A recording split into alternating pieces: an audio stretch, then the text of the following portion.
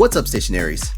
Deathloop launches this week, marking one of the last Bethesda titles coming to any systems outside of a Microsoft system, and is racking up some big scores with reviewers everywhere.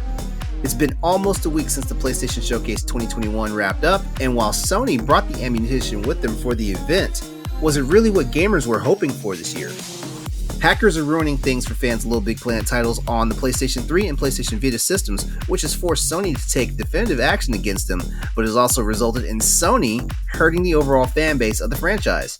And while God of War Ragnarok takes home the Best in Show belt for the PlayStation Showcase, it also drew some ludicrous complaints from internet trolls after the trailer for the Most Wanted Fictitious Games sequel debuted. The new episode of Crossroads, the PlayStation Podcast, is on the way. Make sure to join us.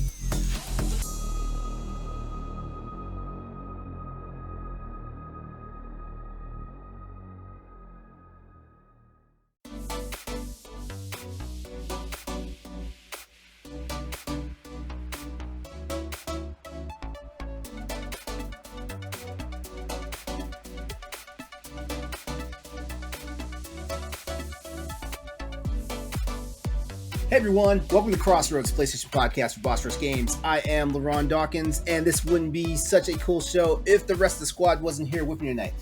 I say the rest of the squad, but half of them have the night off tonight.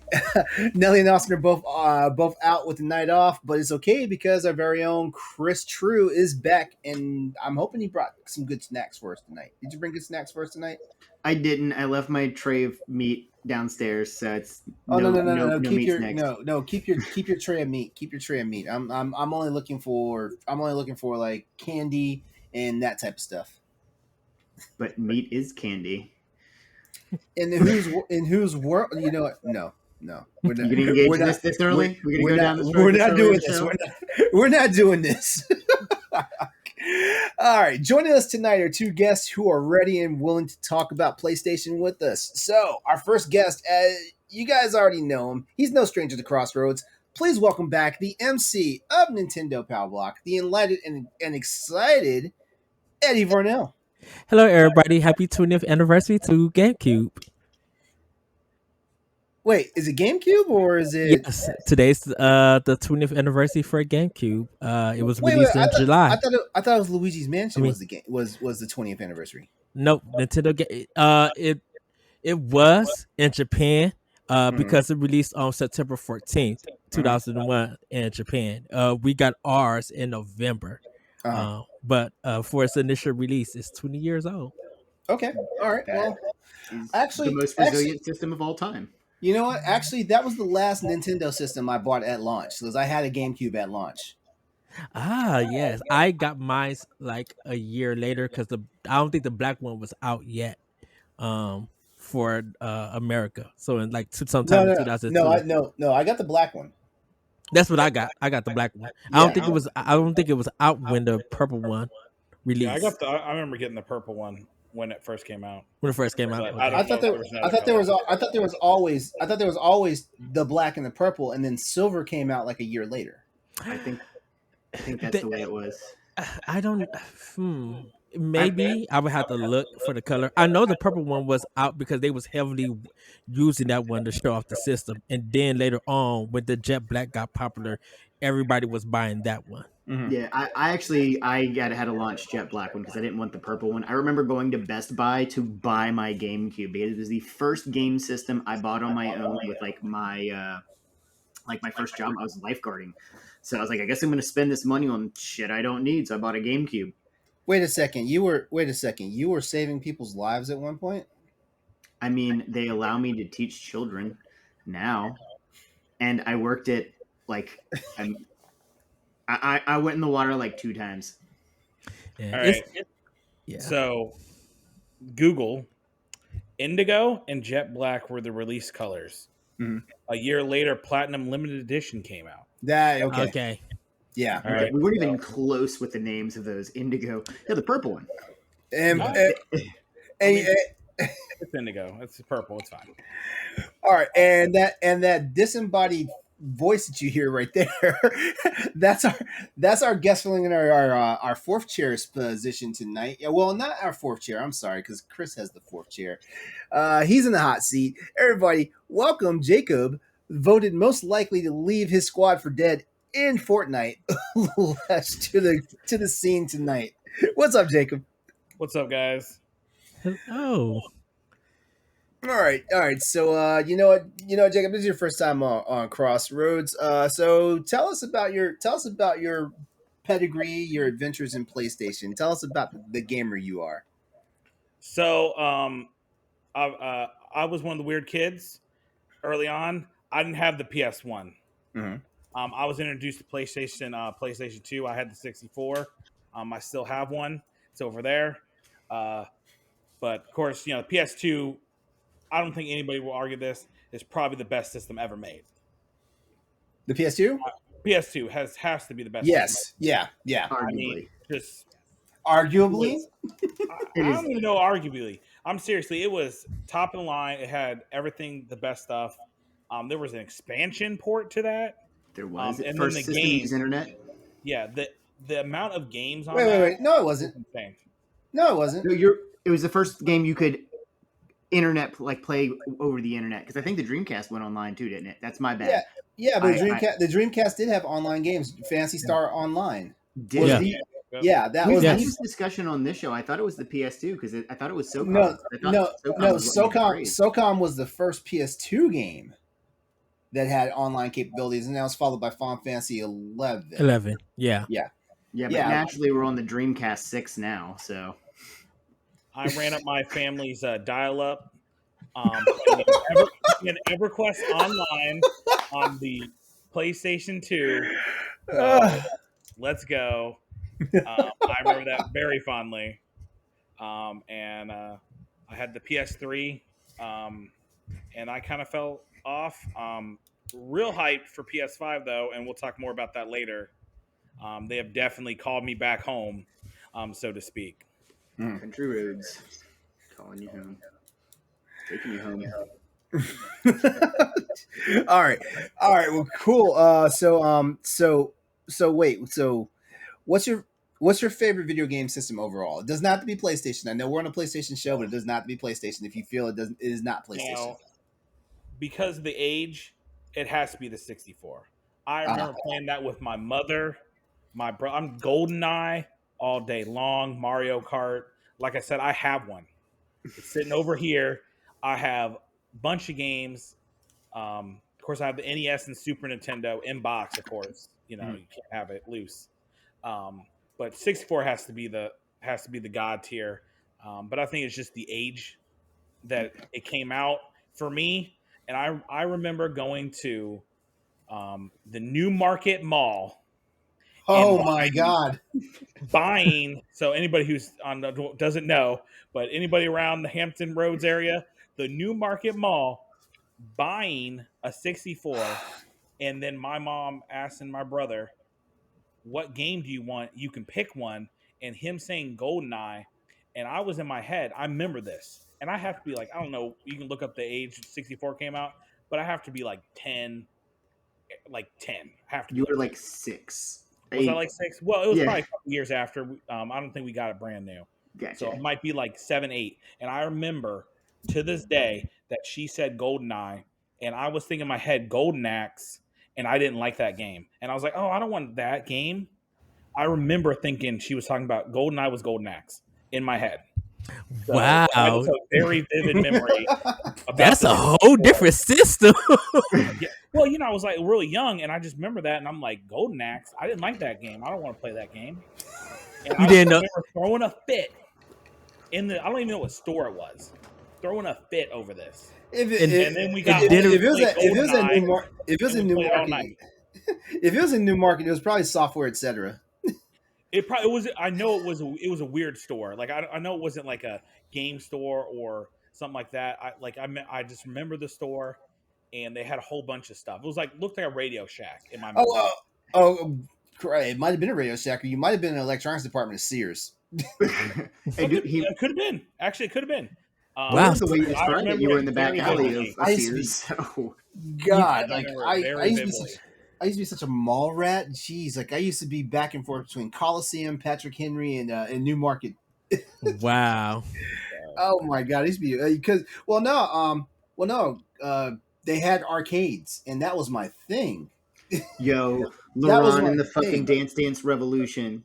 Yeah, oh hell yeah! Come back from break sweating his ass off. That's how I Man, lost. That's how I lost all that damn weight. That's we how I had lost it all. we had Nelco's arcade. They used to do a big arcade with their tokens being Pac-Man on the back of them. And they used to just have everything. I'm like, wow, that's what just like, oh, the arcades, man. But like right here, Oh, that was the game. Played that so much. For those that you're course. gonna listen to on the podcast, that's Rainbow Boom. Six, oh, the original 64 game. see, he just broke out. He just broke out Ocarina of Time. At the Come on, time, yes. come The on. greatest game ever made. No, LeRon is wrong. no. I don't know if you can see it. I'm so sorry. funny. It's so I'm funny sorry. that Go ahead. oh, it's so funny that Mortal Kombat trilogy worked on N64, but always crashed on the PS1. It's so However, weird. Wait, did it crash on PS1 had PS1? the I don't. characters. I remember going to my friend's house down the street and Blake played Cheryl Khan and Kintara. You didn't have that on the 64. You couldn't play them. Yeah, like I don't. I had don't extra remember. characters on I PS1. don't remember my MK trilogy acting full. I don't remember that. Yeah, on PS1 there was a bug in it that every time you get like, I think if you play like an hour or so, it crashed. Really? Yeah. I never encountered that. And I played Yeah. the hell out of MK trilogy back on the PS1. Yeah, it had a lot of bugs on the PS1 because me and my friend had it and it crashed, and they never did it on N64. Jeez. So how's everyone's week going? I had a good time in Indiana. If anyone follow me on Twitter, I talked this also on Pod Block. I had a Nutella cheesecake, and man, like I said, if Jesus didn't die for your sin, it's sure that cake sure enough did. It was anointing. It was so good. I have to ask the question, right? Are you a Nutella fan, or was that just the first time you had something like that? No, I had Nutella before. Okay. But that cheesecake, I didn't know that people made Nutella cheesecake, and because they make all of their food like handmade or everything like it's like handmade. I didn't know that they made their own cheesecake using Nutella for the flavor. It tasted like an Oreo cookie. Like it was really good. So it's a place called Eva Check in South Bend, Indiana. And it's it's a all you can eat kind of buffet. It's called Hungover Brunch on Sundays. I have the picture, Chris, on my Twitter page. Send it to me, sir, because I'm about to schedule a vacation. I need some fucking Nutella cheesecake. Nutella, Dude, the only thing that you don't have to feel bad about eating out of the jar. I had 6 pieces. Like it kept. Oh my god, dude! It kept disappearing. So even before we got it, they would put like 12 plates, and all 12 would be gone in a matter of seconds if you didn't get up. So you basically grabbed six for it to reappear. You basically grabbed 6 pieces so you would not miss out. I was grabbing 2 at a time, going back up because they were so small that you could eat them in 2 bites. So if they were so good, like by the time you could like got full or anything, you would have probably ended up eating almost like half of a pie of cheesecake. It sounds like a challenge. So good. Yeah, but definitely enjoyed my time in South Bend. I haven't got to see my friend in almost like a year and a half. Definitely with COVID being added, so going there, treating them out to breakfast, and just hanging out and like vibing with them, it was just so good. Cool. Yeah. Cool. So, but South Bend's nice too. Was.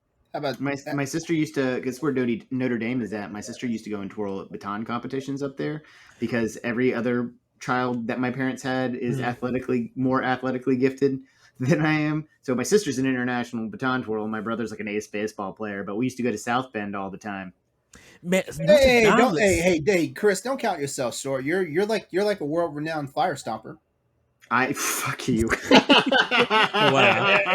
I heard that episode with that story on it, and my mouth was agape. I'm like, what? But Notre Dame from the outside, it looks really beautiful. Oh, it's really nice. South Bend, I was just like, wow, this looks so good. Yeah, but South Bend, they got the foods there. I love going there to eat. All right, and what say you guys? How's y'all week going so far? I know it's only Tuesday, but I'm good, man. I went to work for the first day. Oh Since yeah. school started, so today was the first day. I walked in there like just ready to roll. And It's nice to have the kids in front of me. and I saw the little man is doing much better now. Oh, dude, he was doing better Sunday. He ran that fever, and then he set about fucking up my house for a week because it's all he had to do. Like, he went outside like it was the greatest thing. Like, the sun came down, he got on his knees and looked up at the sky. So question: Did all you parents put the fear of God in the other parent that was fucking up and giving every kid COVID? I have no idea. I don't like that's because you don't know, right? Like you can. I know. It's a HIPAA violation. It's a HIPAA violation if an official comes out and says something. So if someone that works at the daycare says, "Oh, well, little Timmy's daddy is the one that gave everybody COVID." And honestly, there's no. It may not have even been there. Like not even to because they do a good job. The lady who runs it does a good job.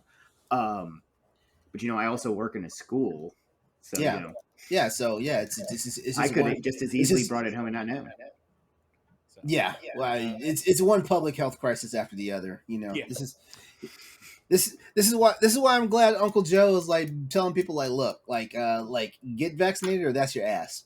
Okay. Pretty much. Hold them down. I will join you. I'm so over it. Like I had a family member call me that hasn't talked to me since he's been sick, but they're not somebody who is vaccinated. And I held my phone up when I saw it, and I went, nope, not today, because they don't want that smoke, man.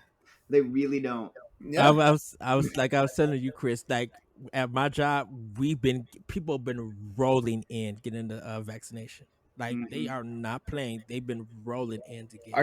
Are you talking about actual people, actual employees? Employees, old people, just like people from a lot of different cities. They're coming into our store and getting it. Because it's a lot of walk-ins, so we're getting around probably about 40 plus some people per week per day. That's not bad. That's not bad at all. Nobody wants their last words to be gurgle gurgle. Right. Right. Yeah, we're waiting for someone to say that they died in our city, and right now no one has. Oh, well, that's good. That's good.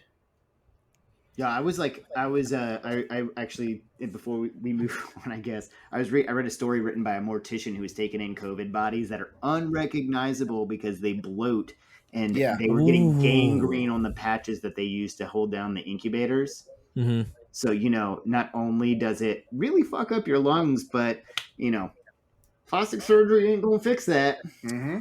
So by all means, continue to gargle iodine and take ivermectin. Good luck. A mess. Yeah, it is when they shit their pants in public. It's a deforming drug. What do you expect? All right. Well, this is Crossroads, the PlayStation podcast for Boss Rush Games. Every week we come together bringing you the latest in news, rumors, games, and general discussion in the world of PlayStation. Crossroads airs live on twitch.tv/Exodus803 Tuesday evenings at 8 p.m. Eastern Standard Time. If you can't join us during the live show, Crossroads can be found on Apple Podcasts, Spotify, and other podcast locations. If you like the show, please consider subscribing to the podcast and give us a follow on Twitch if you really like us. We would love you right back if you do. You can also see a recap of tonight's show the following Wednesday night at 7 p.m. on youtube.com/Exodus803. I love to say that is my YouTube channel. I love it. So yes, please come check the show out tomorrow if you don't have a chance to catch this one tonight. You can also catch it early Thursday mornings on youtube.com/Boss Rush Network. If you want to see previous episodes of our show, all episodes of Crossroads can be found on our parent website, bossrush.net.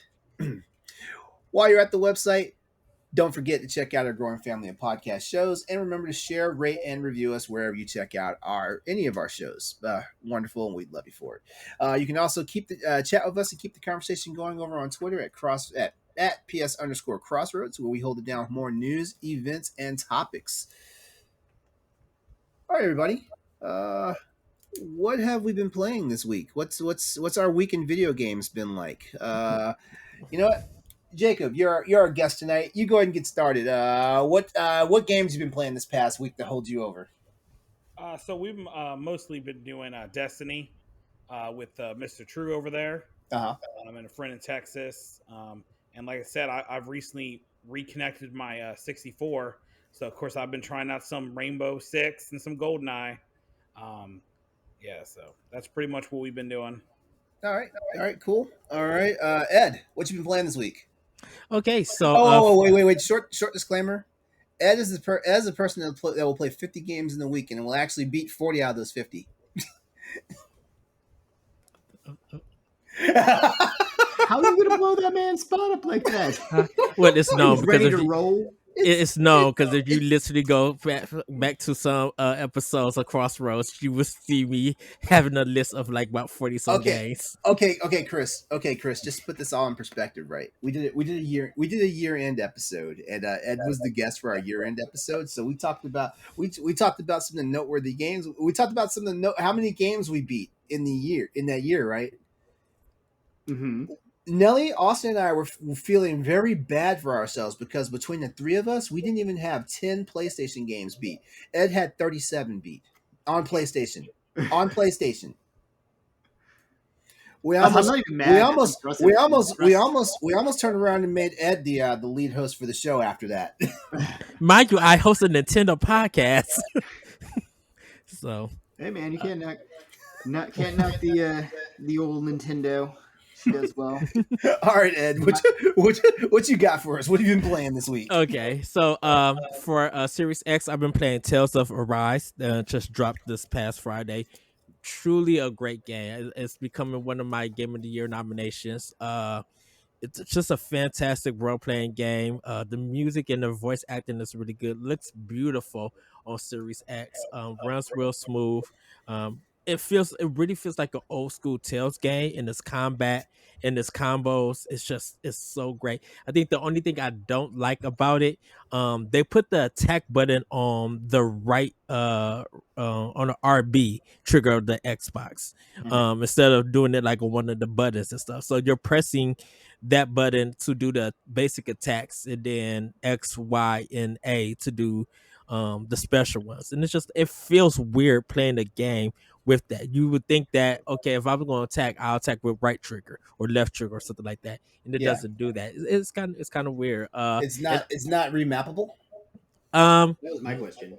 It may be, but I just went into the game to be like, I'm gonna play the way that it's intended, just to see how it is. Mm-hmm. But I'm definitely enjoying it. It has a currency problem, and currency problem as in when you defeat enemies, you get items. You don't get no currency in the game. So it's one of those kind of like Final Fantasy 12 things, like an MMO, where you collect stuff and you have to sell it to get money back. If you really want like money, you got to do side quests to get like a big amount. Good old That actually makes sense JRPGs. to me.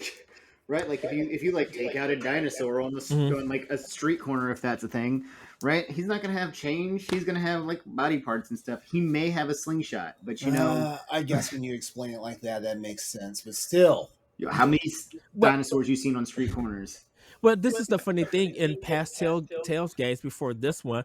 Anytime you defeat an enemy, you always receive some currency. You always got money. You never got to sell anything. And in this game, they don't explain that to you. They don't explain to that when you beat somebody and you get their stuff, you could go to a store and sell it. Even when you add a merchant, they don't tell you that you sell stuff to get money back, because they didn't even do that in Final Fantasy 12. So I think when games do that, when they are giving you a lot of items after a battle, they should explain on how the currency system work for it. Makes sense. Yeah, I can agree with that. That makes sense. Yeah, I actually talked to Ed on Twitter about that because I've never been a really big JRPG fan, but I saw the trailer for Tales of Arise, and I was like, ugh. And then I talked to you, and that's probably going to be something that I pick up when my PlayStation 5 gets here. Tales of Arise looks so good. It's on my list. I just don't know when I'm going to get it. I would say don't get it. Don't. I think for PlayStation 5 players, don't be in a rush to get it unless you're ready to. I kind of say um wait for maybe October or November for Black Friday to get it for PlayStation 5 members. And it's not because there's anything wrong with it. I think PlayStation 5 got so much hotness coming out this month. Mhm. Definitely with Deathloop being out and then Ken about to drop. I want those games that's people been waiting for to actually be played first before they jump into it. Xbox players, I think they could jump into it because they don't really have nothing since Psychonauts 2 That's fair. to play. Yeah. So which is another thing. I also been playing Psychonauts 2 on Xbox, enjoying that game. Kind of weird though. It's a really weird kind of game that they're going. I feel like the story is lost on me. I really feel like none of the levels and what they're doing connects to what the actual story is. It's kind of feeling kind of fetch quests and as a story. Like I already spent almost like 10, 11 hours. And so I expecting it to it be halfway point. No, I'm still in the beginning, so it's kind of very, very weird.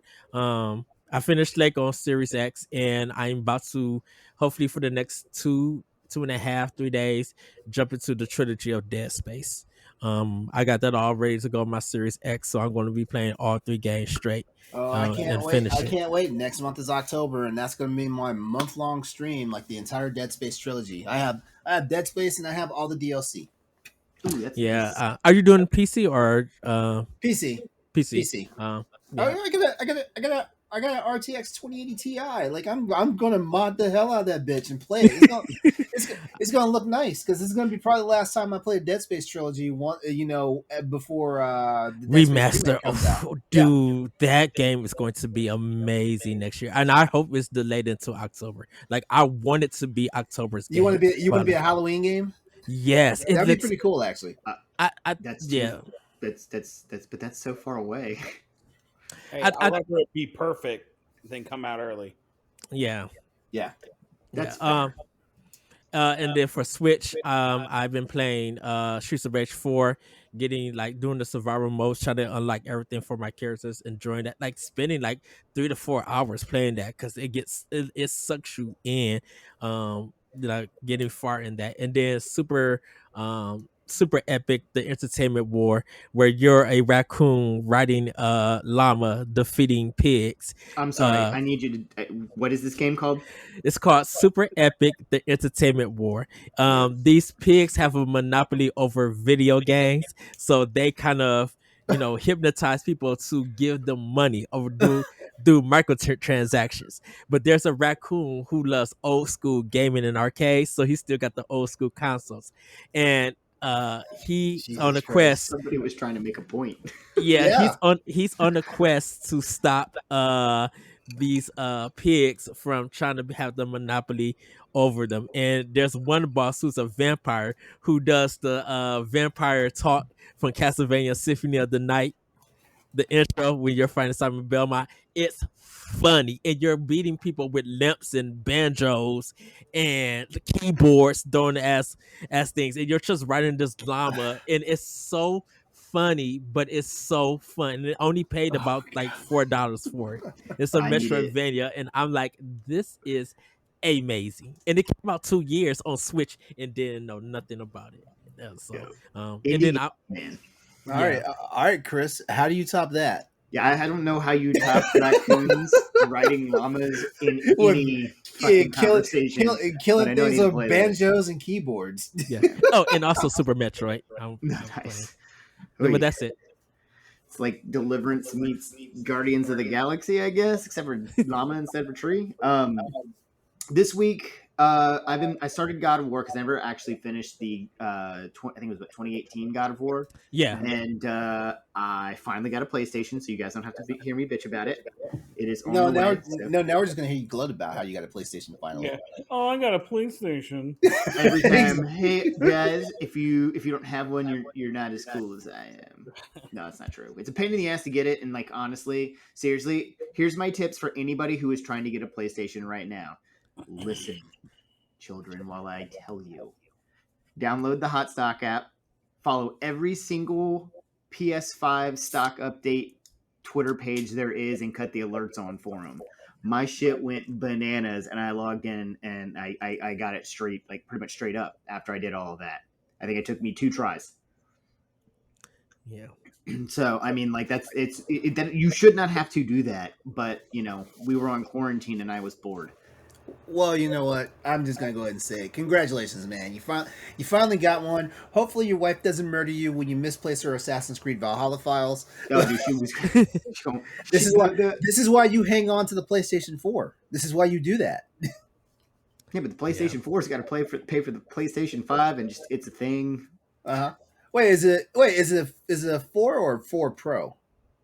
Oh, I have the Darth Vader. Oh, I don't want that. Yes, we know. No. But I need you to admit here and now that Star Wars is better than Star Trek. Where the hell do you think I'm going to say something like that? What? Is that all you've been playing? Is that all you've been playing? Because I'm ready to cut your mic off. Is it? No. I've been playing Destiny. Me and Jacob and our buddy from Texas. And shout out to the people of Texas. They are the victims of inept leadership and a hurricane. A lot of people are out of power, so check Red Cross, check anything you can to try to help the people of Texas out. They need it. Mm-hmm. Yeah, last time they lost power, they froze to death, and Ted Cruz went to Cancun. Yeah. But anyway, I've been playing Destiny. I've really been diving into God of War. Like I hadn't had the time to really get into it. And I've gotten further than I was before.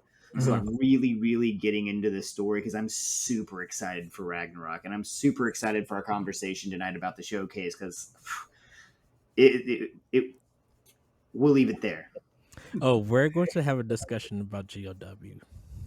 Oh, for sure. All right. Here's my question, though. Wait, before we go, because we need to... Wait. Does this break into the topics that are going to be coming up later in the show? It does not. It does not. Okay. But it has to do with the mini games that exist in the original God of War games. I haven't gotten very far in the new God of War, but it doesn't make a lot of sense. Atreus, stand by that tree. And then, like, what is he, like, leave him in the woods? Is that not a mini game in the new God of War? Like that? There's no mini games. There's no mini games. There's no mini games like that. It's purely just story. It's just a straight up adventure. Oh, sweet! I'm like, I'm not asking because that's what I was looking for, but it just didn't make sense to me. And by the way, the developers of that game, like they like the camera, that is all in one cut. Like, I'm sorry, the way they did the camera for the game, it's all in one cut. Like the camera does never do any like dynamic shifting and everything like that. Yeah, I think it was one shot. Yep. Now that I think about it, yeah, no, dude, that game is beautiful. Yep. It is. I'm so excited for it. I'll wait. All right, so not surprisingly, I played a Monster Hunter game this past week, but it wasn't the Monster Hunter game you guys were thinking. I actually played a couple of hours of Monster Hunter Rise over the weekend. Yay! We still need to link up and play, LeRon. Yeah, we do. I just had an urge to like do like a run of like Elder Dragons, so I ran like Magnum Malo, Kushaladara, and Teostra. Nice. And then I ran an expedition in the Shrine Ruins, and in the Shrine Ruins, you almost always, when you do an expedition, you almost always run into Chameleos. So I did a Elder Dragon run, and then that was my fun, and I moved on. You know what? Monster Hunter Rise is still fun, but you know, just I like I said, like I kind of moved on from it because like it just wasn't satisfying me the way Monster Hunter World was and stuff like that. And then of course beyond that, you know, I'm always playing that card based game Teppen on the tablet. I have a lot of fun with that. You know, they finally got the invite system out. So like if there's anybody that wants to actually check out the game and stuff, I can send you invites. Hit me up on Twitter. Let me know your gamer tag or whatnot. Let's see if we can get it worked out so you can try the game out and stuff like that. Have you met a person that you haven't tried to get Monster Hunter? This man sent me home with a PSP. I'm not talking about Monster Hunter. I'm talking about Teppen. Oh, my bad. Sorry, I missed that. All I heard was Monster Hunter, and I was like, okay. was like, here No, we go. no, I'm tired of recruiting people to play Monster Hunter because I'm so tired of recruiting recruiting people to play Monster Hunter that I don't even that all I do is talk about that I'm playing Monster Hunter and I play Monster Hunter solo. Like Ed has been begging me for months to play a quest with him. And it's not because I don't like Ed. It's because I prefer to play the multiplayer game solo.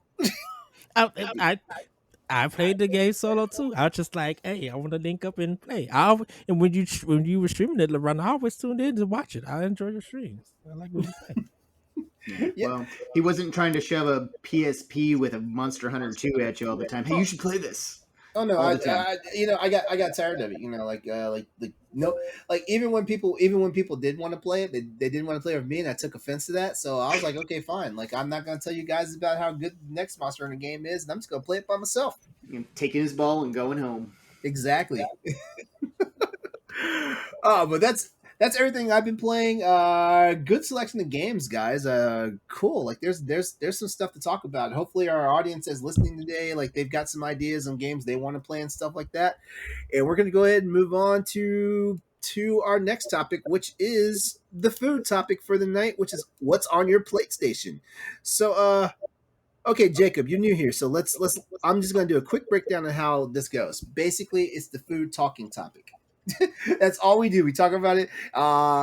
Sometimes it's specialized or specific. Like last week, we talked about foods that you would eat at a stadium or a sporting event, things like that.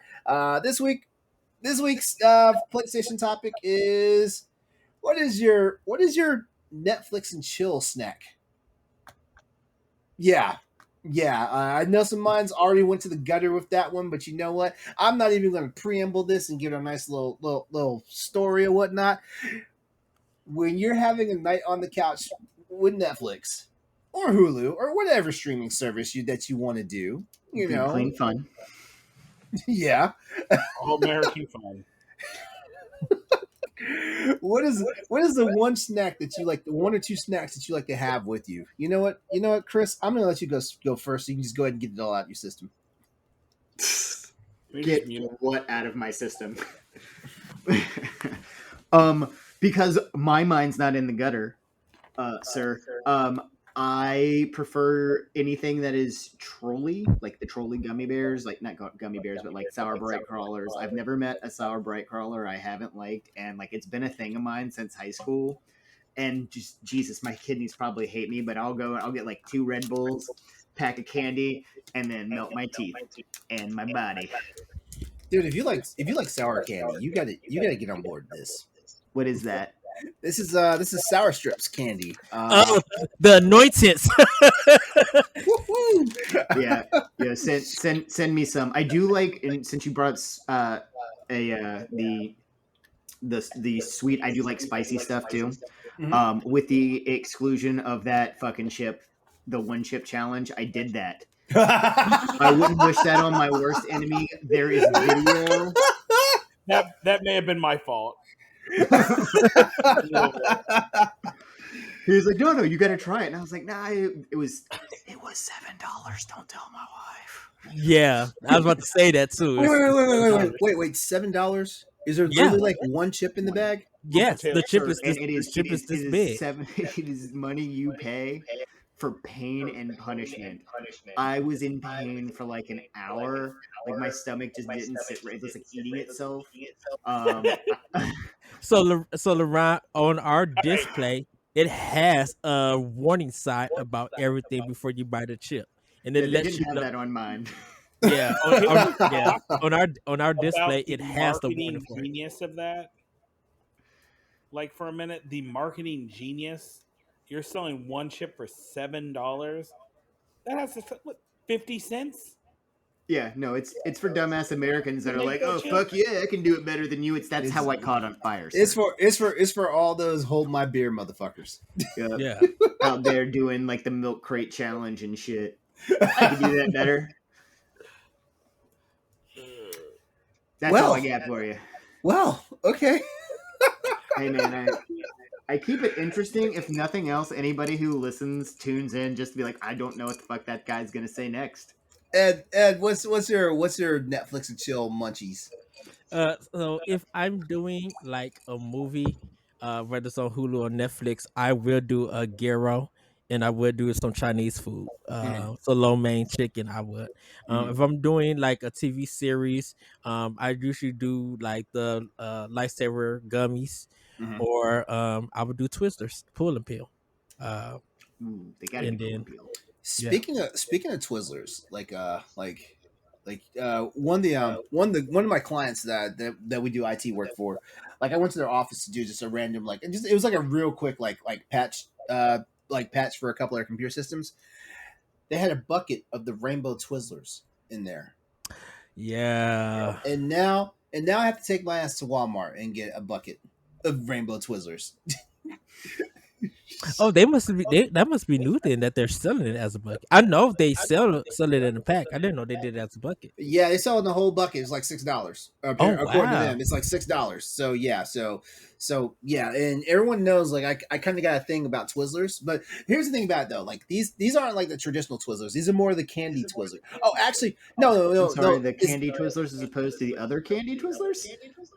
Okay, so here, all right. So here's the thing about Twizzlers. What you don't know is like a lot of dentists will recommend that you eat Twizzlers if you have to have some type of candy, because Twizzlers is like one of the few candies out there that actually, because of the way you have to chew it, like it actually encourages your mouth to produce saliva. Yeah. That actually helps your teeth. I had no idea. Yeah. See, that's what happens when I talk shit to LeRon. He learns me a thing or two. whereas the rainbow Twizzlers, they're actually called Twizzler straws, because technically you can use them to drink drinks with, because they're that type of candy substance. They don't melt. Well, even though it seems like they melt quickly, they don't. Well, Hershey's must be making a lot of money, because it's now hard to find Twizzlers everywhere. Any of them. Like they would come in stores and people outright buy them in my city. Just it's gone within minutes. I'm telling you guys, when we talk about sweets, I'm your man, because like everyone knows I have like the phenomenal sweet tooth. But yet I get the shade because of everything that I eat. No. What's your phrase? You like to use questionable content? Like I swear, some of the stuff you put in chat is like I just know he has dreams about. I need you to get whatever you're gonna say out, because I bet it's hilarious. I just know he has dreams about pugs doing backflips on unicycles and stuff. Wait, what? No, I'm black. When I find no. What was, I cannot remember what it was. All I remember is like you were like a Code Red Mountain Dew with some other stuff, and I was sitting here like, man, he put was that the red... Was that the E? Oh no. Okay, so Hyrule Warriors came out, Age of Calamity. So I had that pizza, like it some kind of pizza.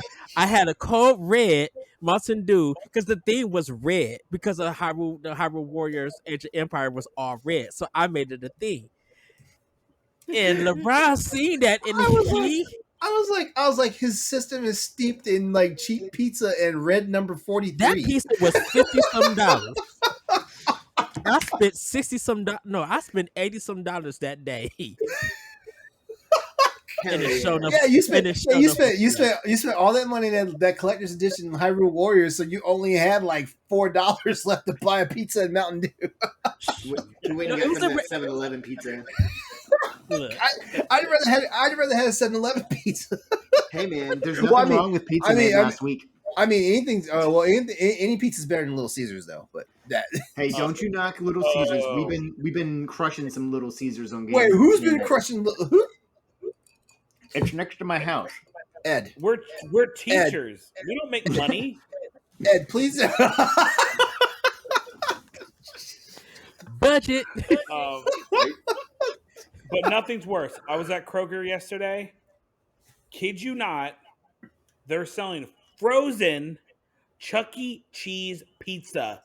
Oh, that just no. Look it up. Frozen Chuck E. Cheese pizza. That's because nobody's going to Chuck E. Cheese because they don't want to get COVID. They got to figure something else. I'm gonna have to look this up, because look it up right now. Because because Uno and Home Run Inn has their own pizza, so I'm surprised that Chuck E. Cheese has their own pizza. I didn't know What? they did frozen pizza. What? You know what, Jacob? I'm about to order one in my house. Jacob, you're up. What's your Netflix and chill to go to? All right. So, it depends on the mood. If it's sweet, I go Goobers, man. Chocolate covered peanuts all day long. Goobers, the candy that stales real quick. But Goobers, if it's sweet or if it's salty, I'm gonna go Funyun. I'm gonna go real artificial onion powder, like chip structure, the Funyun, for my salty, and then of course beef jerky. Please, that's all I need. It will kill him, but he will eat it all the time. He said it will kill him. It might. The beef doesn't agree with me, but I love some beef jerky. Have you tried the Lay's Funyun wavy chips? I have not seen those. Yeah, they should be at some gas stations. All right, I'm gonna have to keep a lookout. So we're gonna have a pizza party next week, and we're gonna eat Funyun Lay's potato chips and Chuck E. Cheese pizza. And Chuck E. Cheese pizza. That is so wrong. That is so wrong. Yo, Chuck E. Cheese has been hitting the gym though, man. Look at him looking nice and trim. When I was a kid, he could barely move. That is so wrong. Oh my god. That's what diarrhea is made of. Wow, I will admit it. When the birthday parties happened at Chuck E. Cheese, the adults was eating the pizza like crazy. So that's the only thing for them to do at Chuck E. Cheese. These kids are giving me a headache. Shoot, as a kid, we used to play Teenage Mutant Ninja Turtles, the arcade game. Like that was the game to play at Chuck E. Cheese. Mm-hmm.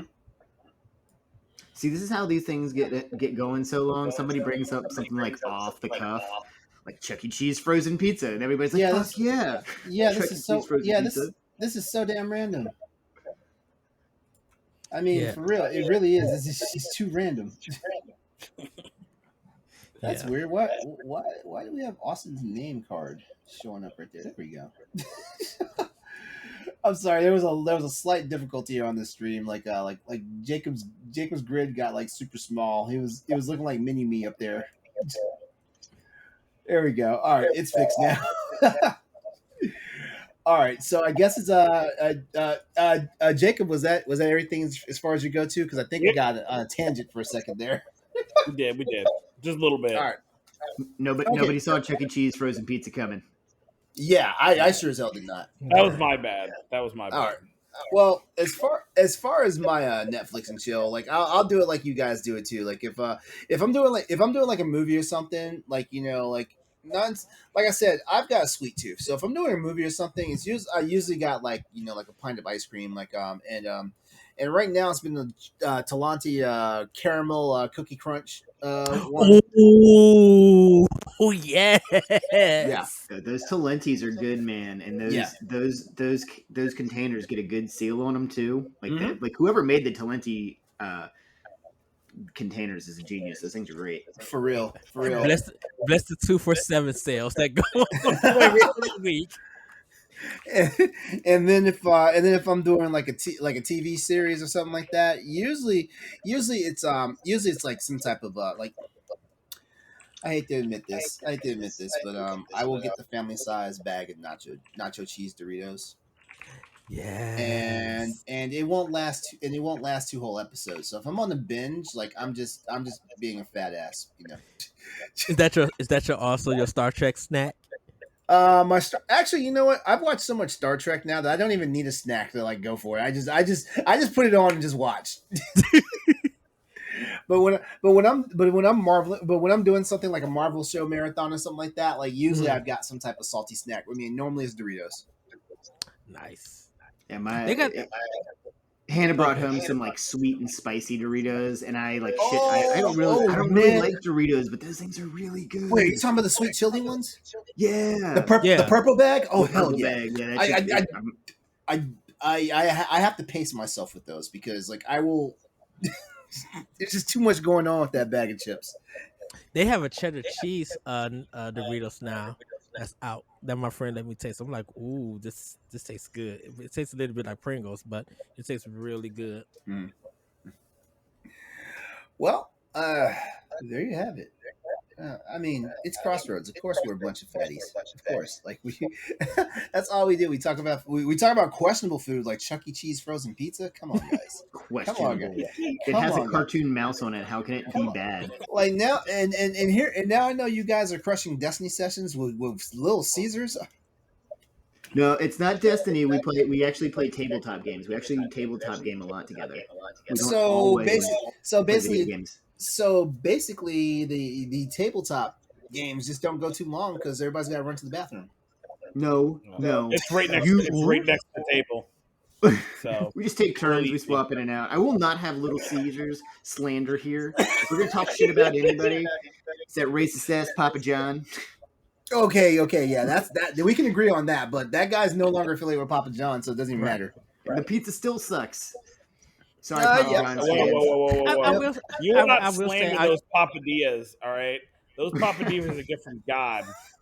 I will say I like Papa John's Supreme Pizza, but that's about it. And that's when someone else buys it. Right.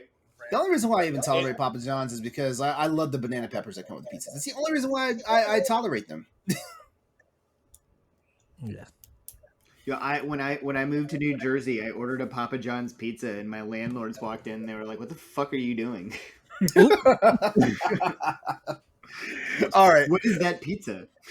All right, so we're going to go ahead and move on because it's time to break into tonight's news and topics. It's going to be actually a quick one because, like, we really just want to get to the recap of the PlayStation Showcase. So, guys, let's do this. All right, first up tonight, PS5 September system software update goes live officially tomorrow. Yes, the next PlayStation 5 update happens tomorrow. You can find this news all on the PlayStation blog.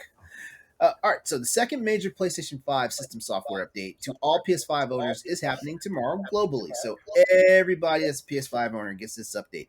The update includes a variety of enhancements to the PS5 console experience, as well as 3D audio support for built-in TV speakers. It also features the much anticipated, greatly requested M.2 SSD storage expansion. This is the thing that I've been on. I have an M.2 slot. I have an M.2 SSD ready to go drop into my PS5 right now, and it's coming tomorrow. Thank God. But just in case you've been living under a rock, basically the M.2 SSD storage expansion enables PS5 players to store and play PS5 games, PS4 games, and media apps directly to the expanded system storage. No longer do you have to just plug in an external hard drive that you can only store games on, but you can't play them off of. You can now store, play, do whatever you want. Also expanding tomorrow are mobile features which support PS Remote Play over mobile networks and the ability to view share screening broadcasts on the PS app that will begin on next Thursday, September 23rd. Just take a note, a DualSense wireless controller update is releasing alongside the PS5 September update and is required to activate some of the features that have been detailed in the post. Follow the link to the PlayStation blog that we provided to you in the Twitch chat tonight, and you'll get a better breakdown of the features coming to PS5, as well as watch the actual video tutorial that shows you how to install your new solid-state drives into your system. Okay, guys, real quick, which feature for this new system update are you most excited for? Actually, I think Jacob, you don't have a PlayStation 5, do you? I do not, but that SSD sounds real good now. I was unaware of that. Oh yeah. Oh well. Okay. So, all right. Tech talk here with LeRon. Like it happens at least twice a month at Crossroads. All right. So the PlayStation 5 already has its own SSD in there. It's built on board on the actual motherboard for the system itself, and it is one of the best and most innovative SSDs out there. And the fact that Sony said like you'll be able to add an additional M.2 SSD into your system is great. Oh, you know what? But you know what? Since we're talking about it, you got to make sure you get the right one. Certain ones are not compatible. I don't have the whole list in front of me, but the first thing you have to make sure it has to be a Gen 4 compatible SSD. That's the main thing that's going to work. You plug it in there, and it's not Gen 4. The PlayStation is not going to recognize it. So just be aware of that. But M.2 SSDs, these are how like games like Ratchet and Clank Rift Apart are doing its thing and stuff like that. It's decreasing load times. It's got other things going on in the background. So like basically your gameplay is just seamless. I wish I had better prepared this question, because then I would have realized that not everybody on the show has a PS5, so I feel like a jerk for asking the question now. Hey man, it's only a couple. We can still be excited about that stuff. I think it's good for people who don't have it, because by the time they get the system, all of these updates will come out. They'll be well prepared to go to stores, and definitely for people who are selling the PS5 in stores when it hits that, they're well prepared to inform them that, hey, if you're buying this PlayStation 5, here's these SSDs that are compatible with it, and you'll be, yes, it's going to cost you a little bit more money, but it's going to save you time in the future with your games and everything. And then you could talk to friends and be like, here's the video on how to install it. 1, 2, 3. Bam, there you go. So I think for us who don't own the PlayStation 5, this is exciting, because we kind of haven't heard a lot of updates come to the PlayStation 5, and getting something big like this is going to really make the experience with your PlayStation 5 even more greater when people can get a system. Yeah, for real. Go ahead, Chris. Go ahead. Oh, I was gonna say, I actually I don't know any of the tech talk. You say a lot of things, and I'm like, yes, that's a word. No, maybe. But I like the idea of the extra storage. My wife and I share the PS4 that we have, right? Mm-hmm. And she will call me, and I'll be doing something. I need you to come delete one of your things. It needs to update, and I can't play my game. I'm gonna annoy you until you do it. And so, like, having the extra memory and all of that kind of it's gonna help a lot. All right. So the one thing I will say is like when because I got a PS5 at launch. So one of the first shows after PlayStation 5 launch was basically Austin and Nelly QA'd me on my experience with PS5, and the one thing they asked me to do was to fill up the SSD with as many games as possible. So I wound up able to put because the SSD itself, because of all the firmware information, all that stuff, the SSD itself already comes like short 200 gigs of space on it, stuff like that. Mm-hmm. So I was able to put, I think if I remember correctly, I was able to put 9 games on there. I was able to put 4 PS5 games on there, and 5 full PS4 games on there. Like, and when I say full, I mean like the games had all the updates and everything like that and stuff like that. So just having access to more hard drive space with the expandable, and if I'm not mistaken, I think they can take up to a 4 terabyte M.2. And given that the size of game installs are getting bigger and bigger, mm-hmm. you're gonna need something, or you're gonna be managing your memory card, your memory space. So I'll be calling you like tomorrow. So LeRon, is it external SSD, or it's just actual SSD hardware? It's hardware. It's hardware. You pop off the top of the PlayStation, and you drop it in. Yeah, 100% calling you to do that. No, just watch the video. Just watch the video. Sure. Because I wonder if because there are external hard drives as SSD, right, or USB SSDs. I should say. There are USB SSDs. Yeah, there are that. As a matter of fact, I have one attached to my PS5 right now. I don't even have anything on it, honestly, but it's there. Okay. And how much do those things generally run? Like, I'm not necessarily, but somebody who might be listening may like the idea, like I do. That's not as informed. How much is something like that going to run? Like a 4 terabyte. 4 terabytes is pricey. Yeah, I'm going with the highest one I can think of. Okay, so 4 terabyte is pricey. Hold on a second. If you want so the Gen 4 SSDs. All right. You know what? why don't I just go to Amazon? Like I typically know these prices off my head. The only one I knew the price for off the top of my head was the 1 terabyte. How much is the 1 terabyte? Let's go with the lowest one then. That's typically it's generally 180, and that's for a Sabrent edition one. I wonder if it's close up to 400 or past. It's past 400. It's past 400. Okay. All right, so here we go. Okay, so right now on Amazon, I would recommend if you're going to get an SSD, like start with 1 terabyte and go up. Like, do not waste your time at 256 or 512 just because they're under $100. A Sabrent 1 terabyte SSD is currently on Amazon right now for $130. 2 terabytes is 280, and a 4 terabyte is $800. Will you help me put together a presentation to sell this to my wife? Because it sounds like a really good idea. Now, if I'm not mistaken, though, who is it? Is it Western Digital? Yes, is Western Digital Black. Apparently, like Sony came out and endorsed them as far as SSDs. And let's see. Right now, it's got to be Gen 4. You remember that. It's got to be Gen 4. Okay, they don't have anything higher than 2 terabyte. A 1 terabyte is 180, so basically, about $50 more than the Sabrent one I just quoted. And a 2 terabyte is currently $430. Yeah. They probably have some more. And additionally, when you need to make sure that the SSD is that when it's installed, it has to have a heat sink. The heat sink basically dissipates like all the heat and stuff because those things get hot. Those things get hot by themselves. Well, actually, all hard drives in general get hot, but NVMe M.2 SSDs like they generate heat. They throw off a lot of heat and stuff like that. So you have to have a heat sink on there. But the problem is that only certain types of heat sinks will work because you won't be able to close your PlayStation if you have the wrong heat sink on there.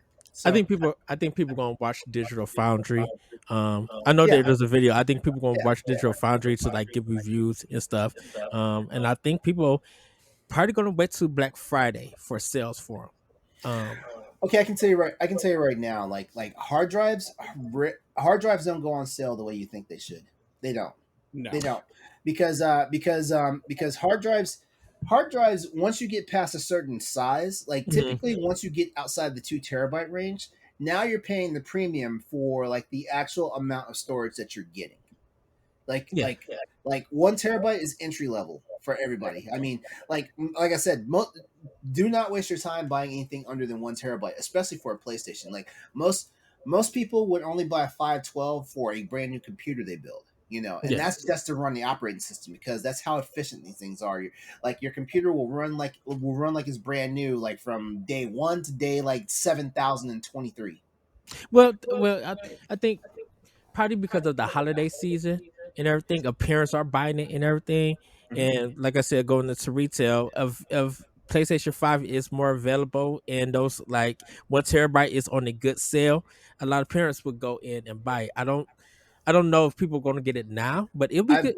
I'm interested to see. As a guy who works in IT, I've never seen a good 1 terabyte SSD drop below $140. I think now because it's a common thing now for consoles, it's like kind of the new external hard drive. It may. I hate to be the bearer of bad news, though, but we also have a chip shortage going on. Yeah, that is true. I hate to be the bearer of bad news. As long as we have a problem going on with silicon right now, it's going to be a problem. Well, you are the tech guy, so I'm under your lead. Yeah, sorry, man. Sorry for being a Debbie Downer on that one. My bad. Oh no. I think go ahead, in Jacob. comparison, the computer I'm on right now, my gaming laptop has 2 1 terabyte SSDs. Oh, like the traditional SSDs, not the one, like 2 different drives. Yeah. You know, and I have I think I have a NVIDIA RTX 3070. I hate you. Something like that. But that's because you have a laptop that has it already pre-built and installed in there. Like I can't. So I built this laptop. The laptop I'm on, I completely built it. So, and I got a pretty good. Yeah, I had my hopes and dreams crushed because I couldn't get a RTX 3080 at launch, and I have not been able to get an RTX. Like I basically had to like obliterate my expectations. That's why I'm on a RTX 2080 Ti. I have no hopes to get into 3080. I have zero aspirations. I don't think there's anything I can do on this that's gonna even realistically. I don't even need that 3070. Mhm. Let's be real realistic. I don't even need that. Well, Like- you're playing Destiny on what on the Xbox? Xbox. Okay. You know. So are you doing any gaming on that laptop? Because Yeah, so like Total War, stuff like that. Okay. Well, I mean, yeah. Oh well, it'll definitely be able to handle that. Like Yeah. like I'm if saying, we- I don't like. I'm saying that it handles it. Like I wouldn't. I probably don't even need what I have. So like having aspirations for the big dog, it's not even. trust me, it can play The Witcher 3 at 1440p, no problems. Awesome, decent settings. All right, well, enough of that because this is the PlayStation show, not the PC show. All right, we're gonna go ahead. Your own offshoot. We're gonna go ahead and move on to our next news topic tonight. So guys, have you heard about what's been going on with LittleBigPlanet? No. What's going on? Okay. All right. Well, the LittleBigPlanet PS3 and PS Vita servers have been shut down to combat issues with hackers. It's like when was the last LittleBigPlanet that came out on PS3? How long ago was that? But the servers are still open. Okay, so just that you know, LittleBigPlanet is the reason why we have Super Mario Maker. Yeah, It really- no, it I get that. really is. I remember when you and I worked at GameStop because they released LittleBigPlanet, the first one, and we couldn't sell it because of one of the songs in it. And then we were able to. There was a song that had some Islamic lyrics in it, I and think it was mentioned of Muhammad or something like that. Yeah. Hold on, wait. I thought that was an Xbox fighting game. It's happening. It's happening in the Xbox. It's happening in the Xbox game too. But LittleBigPlanet released, and 3 weeks later we had to take it off the shelves for about was it like a week and a half or 2 I weeks? think it made it to the shelves. Like it never even made it there because we had to wait. We had to hold it until they were done. Okay. How did I miss this? Yeah, they had to release a patch and basically like deactivate the song. No, and I'm not saying anything against LittleBigPlanet. I love LittleBigPlanet. LittleBigPlanet is great for like that would be a good starter game for my kid once he gets a little bit older. I still have my Sackboy from the store. I had him. I don't know where still mine's at. I still have my Sackboy. I don't know where mine is. But like, who the fuck is gonna hack LittleBigPlanet on a PS? Oh wait! I'm about to explain it. To explain it. All right. So this news topic comes to us from Stephen Tailby at PushSquare.com. All right. So back in March, a disgruntled fan of the franchise launched a DDoS attack on LittleBigPlanet 3, taking the game offline for more than 6 weeks. All right. DDoS, dynamic. Wait. Let me make sure I get it right. Dynamic denial of service attack. What the fuck did LittleBigPlanet do to this person? They were like, I've got to take it all down. Nobody else can have fun. I don't understand. Okay, so there's no real explanation for what set this guy off, but basically it was enough for him to jump on and basically shut down the server. All right. So that's why we can't have nice things. While Studio Sony XDev said it was looking into the technical troubles, it appears that the ongoing issues with the hacks have forced the platform holder to ultimately shut down the servers for almost all the games in the series after users began getting bombarded with offensive messages in their own games. In a statement from the official LittleBigPlanet Twitter account, it says that all online services for LittleBigPlanet's 1, 2, and the PlayStation 3 version of LittleBigPlanet 3, as well as LittleBigPlanet for the PlayStation Vita, have been permanently shuttered. So dude has ruined something for like kids like to play that shit. What a douche! Yeah. What a douche canoe, man. Fuck that guy. I hope you're listening, sir. If you are, way to go. Way to be that guy. Great. So if you are listening, so I great. didn't have anything to do with that. That was Chris. Yeah. So great. Now you're all right. So now my Twitch channel is going to get bombed. Thanks. Well, I mean, it All shouldn't I- be all hard I- to find them. All I do is report the news. I have I'm Mario just Maker gonna say, too, don't so get that's all I care about. in Garage Game Builder. All right, so Little Big Planet 3 still has all of its online functionality on the PlayStation 4 via a new patch, so you can continue to play, create, and share with the community that way. However, the older titles have sadly had their servers switched off in order to protect the community and to help ensure that online environment remain safe. Um, any levels published online via the older games will still be accessible on Little Big Planet 3 for PS4. Also, you can still play the offline story modes and DLC of the earlier titles as normal. If you want to play Little Big Planet online and check out the community levels, however, your only choice is for Little Big Planet 3 on the PlayStation 4. So, here's my question. Guys, do you think that Sony made the right move? Did you think Sony made the right move completely shutting down the servers for 4 different titles and communities in the process? I would argue they had to, like, right. They had no choice. If there's, especially like I said, there's probably a lot of kids I know there's a lot of adults that play it too, but there's kids who play it. And if you have some dickhole sending them offensive words to your kid who's just trying to move his little sack person through the level, like, that's not okay. So Sony has to take that step to protect the community, because it looks bad on them if they don't do anything. Yes, True. people are pissed, right? But at the end of the day, I mean, you can still play Little Big Planet 3 on the PS4, and hopefully the PS4 prices will be dropping because we'll have more prevalent PS5s. Oh, newsflash! Newsflash! As soon as Sony gets production like up to where they want to be on PS5, PS4 is going bye. Sony. Yeah. You meant you weren't around for this episode because we talked about this back. I want to say back in December of last year, but Sony started making moves to like delist PlayStation 4. Like PS4 Pro is no longer sellable in Japan. They don't sell it in Japan. Yeah, I actually remember when that happened. But I mean, you still were able to get used systems. You can still play the game, and maybe even a little bit cheaper. But you know, you've got to take that the responsibility to protect your people, your customers. Yeah. You don't want anybody to feel uncomfortable, and if some fuckhead is making them feel uncomfortable, you got to do something about it. I'll say. Oh, go ahead, Jacob. Yeah. Well, as teachers, especially me and Chris, the effects of online bullying are a lot bigger than a lot of people think. It's not True. just a thing like, yeah, you just turn it off.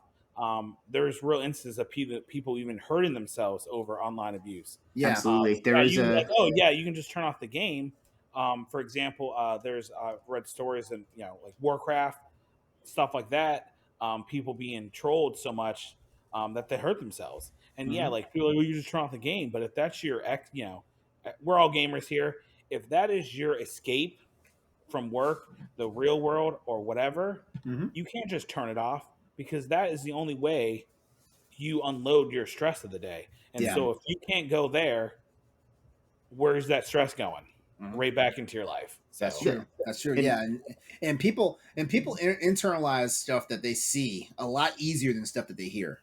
And to piggyback on that, kids specifically, it's hard for them, not necessarily to step away, but they don't, like, if somebody sends them a nasty message, they take that more personally. Whereas an adult, I'm like, who the fuck is this? And I delete it. But kids will take that more personally. Yeah. You know, why is this person being mean to me? Like, what did I do to them? It's not, this person is just a dick.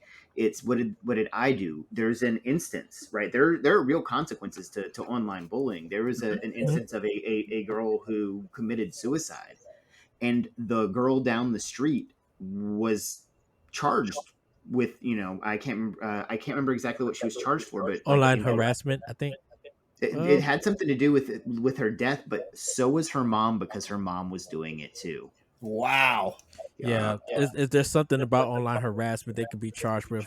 When it gets to murder, I don't know what that falls under. It was suicide. She killed herself. I want to say it was some sort of manslaughter charge, actually. They were actually charged with. I mean, it wasn't just like, oh, you got in trouble for harassment. Like they were basically the charge was, I think, voluntary manslaughter, which is the equivalent of drinking and driving and killing somebody. Yeah. So And you knew that your actions could be harmful, and you did them anyway. yeah. So it's equivalent to that charge. And again, you already. I have problems with kids who come in who've tried to or have hurt themselves. Like it's the people who do these kinds of things don't see the faces of their actions. I fucking do. When they come to me and I have these kids that they don't know what to do. Uh-huh. Well, Sorry, you threw me off. um, just for me, about this, it's good that Sony did do it. They responded, taking it down. I'm surprised that a lot of people were still playing that game online. It's unfortunate that this was caused because, just like when Sony got the DDoS hit with them on PlayStation 3, and they had to take the online off and just for months, it really sucks. And you know, like I said, from Nintendo, and the reason I'm saying Nintendo, because they had swap note and stuff like this was also happening, and Nintendo shut the whole thing down. Literally put an update to erase swap note off your 3DS. So I just wish that sometimes people would just act right online. All of this, Oh yeah. you know. And Oh, people go ahead. don't think about that either. And I have to explain this again to students because kids will go online and they're like, well, there's no consequences. I'm online. I'm at home, blah, blah, blah, blah, blah. But when you start a Instagram fight club and it goes and you do it in the school. Wait. Instagram Fight Club? I shit you not, it's a real thing that's happened. Oh, we're gonna have to save that for an episode of Crossroads Plus. I need to hear this. I got you. It was a whole thing. Listen, I don't want to say kids are dumb, but kids are still making mistakes. Wait. Were people talking about this Instagram Fight Club? Because I don't think that's part of the rules. I Right. can't elaborate specifically right now. Okay. Back on topic. No. But what I'm saying is they don't understand the power that social media has. Right? They don't understand. Like I have to have this conversation with them because they will do stuff to other students. They will get their numbers and text them because they don't really see the consequences of their actions until it happens. Well, And I so don't think whoever did this DDoS attack is a teenager or a kid at all. No. Probably Yeah. not. Just a dickhead. No. This is some jackass who living in his mom's basement. Probably one of those CPAP machines that will put Darth Vader to shame. Wow. Let's not stereotype because it may not be anyone like that or anything. But Meatloaf. but I will say this, that hopefully this gets fixed so people can go back and play that game. I don't think it is going to get fixed. In all seriousness, if That's Sony, unfortunate. this happened back in March. If Sony, Mhm. if it's September 14th now, so if Sony is now putting the screws to this, and the only thing they can do is shut down the servers, that means everything they've been doing to combat this had not been working. Because remember when people backdoored the PlayStation Network through PlayStation Home? Yeah. Yeah, it took them over a month to get that sorted out, and it got to the point where people got 3 free games from Sony. They got 2 free months for PlayStation Plus from Sony, Yeah. and some people got validated refunds because this is back when PlayStation had the music and movie service running too, and Yes. people have been paying for a subscription and they couldn't watch movies and TV shows and listen to the music. I forget what the music service is called, but they couldn't do that stuff, and Sony had to start refunding people this stuff. Yeah. Um, Hey everybody, just go get your Nintendo Switch. There's a game called Mario Maker 2 and go make some Mario levels and share. No, Or Or- GameCube. because those levels are bullshit. Have you seen? I've seen some of those levels.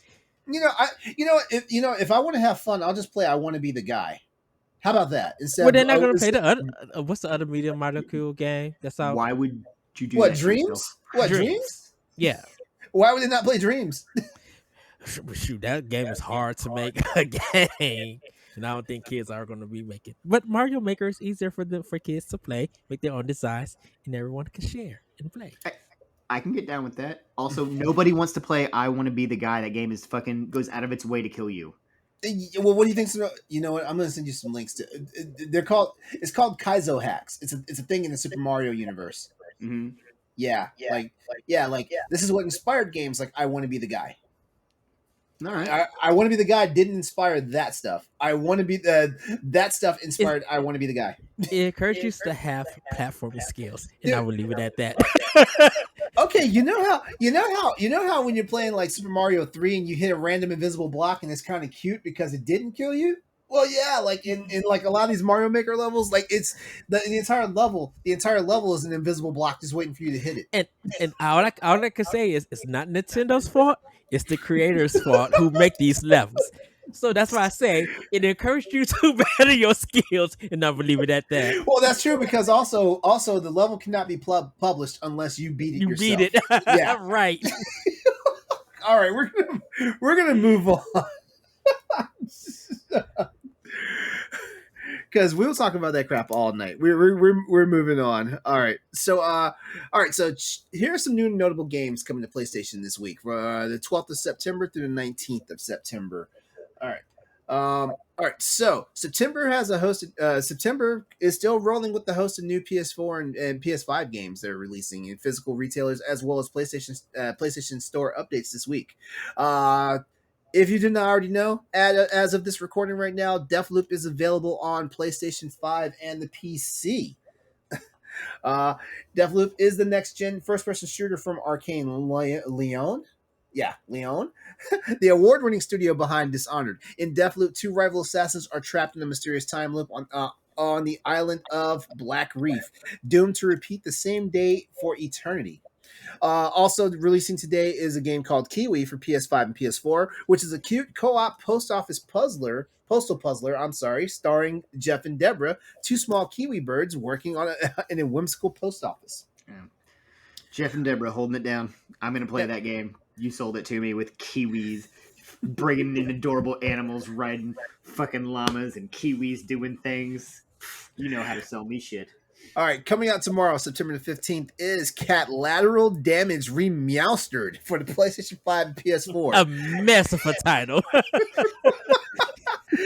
This is the definitive edition of your favorite destructive cat simulator where you play as a house cat on a rampage and you do all the fun stuff that your owner absolutely hates.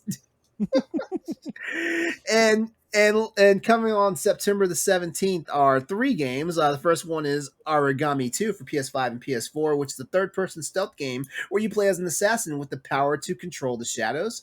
You've also got Tales of Iron coming to PS5, which is an epic RPG adventure with punishingly brutal combat.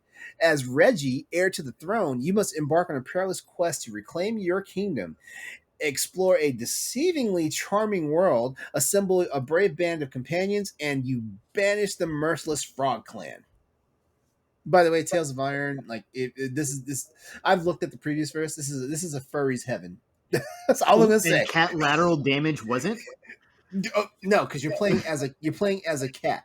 You're playing as an actual cat. No, I got you, but like in Tales of Iron, you're playing as anthropomorphic animals. Okay. Yeah, I just want to play Cat Lateral Damage. Like, why? All the animals. I don't even care. All right, and last up is Toem from PS5 for PS5 and PS4, and this is Studios. This is the name of the studio is called Something We Made. It's their first game, which focuses on exploration and charm, and is an aesthetic journey inside a mysterious world. One last thing. Hold on, because there's a little bit more. Right now, you can buy 3 years worth of PlayStation Plus for the price of 2. We've seen a lot of deals on PlayStation Plus subscriptions here at Crossroads, but this one truly takes the cake. Stack Social is offering 3 years of PlayStation Plus just for the price of $120, where when you use the promo code PlayStation 2021, PlayStation 2021. You'll have to create a login for this code to work, of course, but it's basically a buy two, get one free for the $60 annual subscription service. Remember, PlayStation Plus transfers across all systems, so even if you don't have a PS5 yet, your PS4 sub comes with you when you make the jump to the next gen. All right.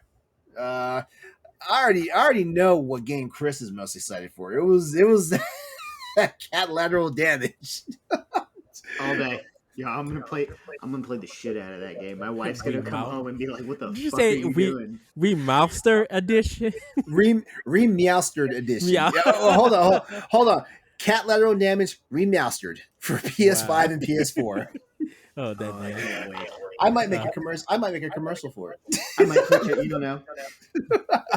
Well, definitely for me, it's Toem. I've been hearing a Toem? lot of great things for it. Uh-huh. And I've been seeing it on. I think it was on one of the E3 Indies, or it may be on been one on the Nintendo Indie Worlds. But I seen this game and just been waiting for it to come out. Mhm. I can't wait to pick it up and play it. So yeah, Toem is the one that I'm looking for. All right. All right. Jacob, did any of these jump out at you? The CAD game. Just the more we talk about it, it just see. I need to go look up some trailers. You know what? Okay, the trailer I saw was basically the cat spazzing, running across the house in dark hours of the night and knocking everything off the damn table. Which is pretty much what my cat does. You know, which isn't true. That cat's actually she, for whatever reason, sleeps in the bed because she thinks she's a dog now. So I need the real cat experience by playing Cat Lateral Damage Remastered Edition. All right, and one follow-up question is, how do you guys feel about Deathloop ending an era of Bethesda titles coming to multiple platforms? Okay, so from the reviews I'm seeing with a lot of 10s and 9s, I think it's great that they're doing it. It's been a game that people have been making fun of, that people lost interest in, and now it seems that a lot of people are going gung ho for this game, and enjoying it. People already been streaming it and having a great time with it. So I think what Bethesda has done at Arcane Studios, I think they went out with a bang with this one. True. It's good that the wait was worth it, and that people are enjoying it. So I think it's a good thing. Like I said on AX, PlayStation fans, don't worry about Bethesda games not being on your system. When you guys got a lot of hot exclusives coming to your system. All right. Any final words on this? Cat Lateral Damage, everybody. Cat Let's get together. Jesus Christ. We can make a cat commune. Second Life cats. All right. So we've got a question from the audience. Do we want to tackle that tonight, or do we just want to move on to the big topic? I read the question, and I think the question actually kind of leads us into our overall thing. We can Perfect. Let's just fucking roll with it. Perfect. Let's do it. Fuck it, let's do it live.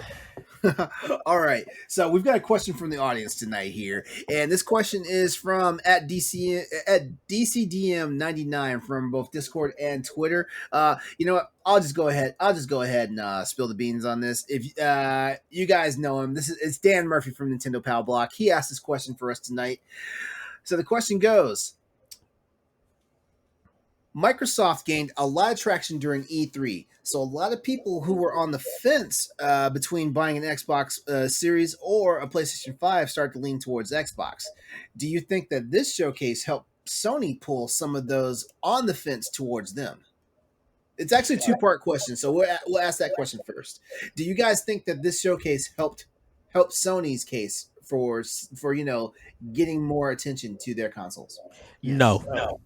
Hell Oh, yeah. wow. Okay. No. Yes. Okay, Jacob, go first. All right, so I'm an Xbox guy. I went all Xbox since the Xbox. He got me over the Xbox. The PS2 is the last PlayStation that I bought first. Now I had a PlayStation 3, but that was months down the road.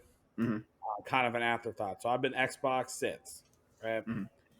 There is nothing legitimate coming out on Xbox in the near future. There's some games that they keep saying, "Oh, that's coming," but there's no firm dates. This showcase has set the bar pretty high for Sony.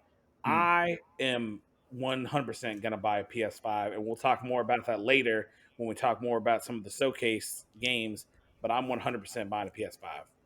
Okay. All right. All right, Ed, what's your thoughts? So, no. I don't think this was enough to pull people to get a PlayStation 5.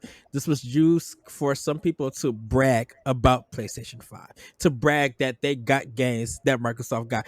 And this is more of an individual thing. It's not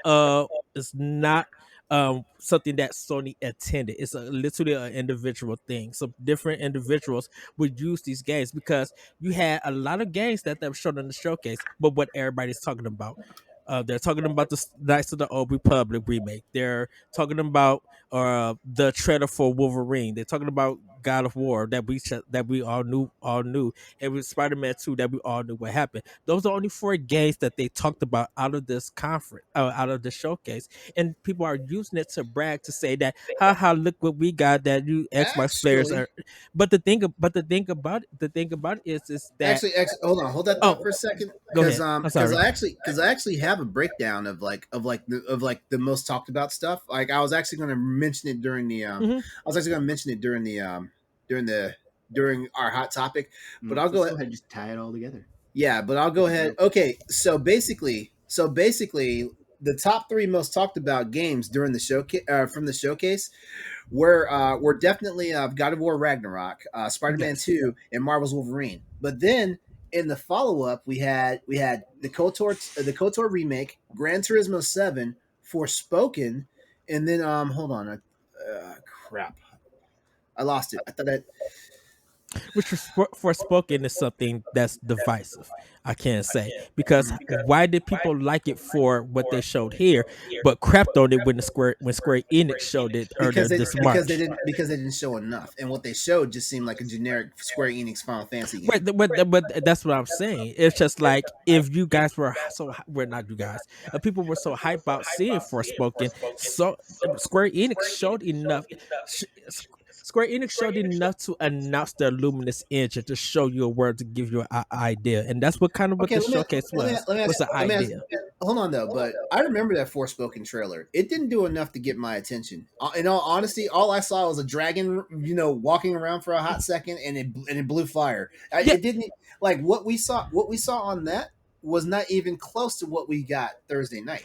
well, because the one in Square was an announcement, and it was showing off parts of the game, saying that, hey, this is running on our Luminous engine, something that Square had problems with, but saying that it's running. It was an announcement. It was literally just a plain announcement. They weren't ready to show gameplay. So with this one, that now that it's being in it, the hype around it has kind of changed. This kind Well, of it's happened. because here's the thing about it. Here's the thing about it. I've said this Or time. I said I've the said this. interest would change, I should say. I've said this for years. Like a cinematic trailer is not going to do shit for me. Hmm. It's nice, and we're going to get ready to get into the hot topic. It's nice that we saw like a cinematic trailer for Wolverine. It's nice that we saw a cinematic trailer for Spider-Man. It's nice that we saw a cinematic trailer. Well, we saw a reveal for Kotor. It's nice that we saw all that. But what always tells me that I am going to actually want to play this game is when I see a gameplay trailer. And It's Forspoken gave us a gameplay trailer, and everybody loved it. right, and see, and the reason, well, the reason I'm saying that is kind of from bragging rights because some of the Xbox players did the bragging rights when they showed off Redfall, when they did Starfield, when they did Halo Infinite, and when they definitely did Forza 5. I mean, Forza Horizon Nobody, 5. if I'm not mistaken though, nobody was really hating on that though. Well, Nobody's hating on nobody, any no, of no, those. nobody was hating, but some Xbox players were using those games to brag, and just with these Well, games, that's well, that's some were well, that's Sony well, fans, that's the and nature. it's That's the nature of the beast. Look at all the Nintendo people are like, ha ha, we got Metroid Dread coming out next month. right, and I'm like, motherfucker, I have a Switch, I'm getting it too. and I think that's what with this question of this pushing people to PS5. I don't think it's pushing people to a PS5. People are already want to get a PS5. They're just having difficulty getting it. No showcase is showing you that you need to do it. If Metroid Dread is not pushing people to buy more Switches, but yet Mario Kart 8 is still doing it, it wouldn't make no sense. It doesn't make no difference. If you feel like that you need the system, regardless of what game is going to be shown, it don't matter what they show in the showcase. You're going to do your best to try to get that system. I Go would ahead, say Chris. it Go ahead, motivates Chris. you to work harder, right? Like I've wanted a PlayStation, but as soon as I saw Darth Revan light that lightsaber, I was like, "Fuck, I gotta have one this week." And I know that Yeah. game's not coming for two or Right. 3 years, and I know we're kind of folding into the hot topic of topic. things. I'll But say I'll say this though. Like I have a funny feeling that the KOTOR remake, I think that it's going to be a launch exclusive for PlayStation, and it'll show up. Actually, you know what? Never mind. I said that because I have a funny feeling that this is just going to be on PlayStation and PC. yeah, Yeah. it could be on my telephone. I'm gonna play it. I wouldn't be surprised. I wouldn't be surprised if this game comes to Xbox too, because it may be exclusive. We don't know the full details yet. Here's the It's reason. like a Here's the second reason. party exclusive or something like that. Here's the reason why. Here's the reason why I think it'll just be on PlayStation and PC. And this is just me speculating. I think the reason why is because like this is a game that's notoriously been on Xbox consoles since its birth, since its beginning of life, in Xbox and PC. So now the fact that it's crossing over and coming over to PlayStation and stuff like that, and in the trailer it said it was being remade on PlayStation 5, gets me to believe that the only way that people are going to be able to play this experience will be on PS5 and PC. And don't forget, BioWare, when they were doing games for consoles, it was only on Xbox. True, They because they were Yeah. part of they were part of Microsoft Studios at the time. No, they weren't. No, yeah, they were. I thought BioWare was independent. Jade Empire, all those games like that. That has the Microsoft. I think KOTOR No, was because the thing about it is BioWare made the Sonic game for DS. that doesn't that. Right. If they were under Microsoft, they wouldn't have put that out for a Nintendo platform. To the Google machine. Yeah, I'm doing a look up on that real quickly. Let's see. That's why. Right. I knew. Apparently, Jade Empire was published by EA. Star Wars: Knights of the Old Republic.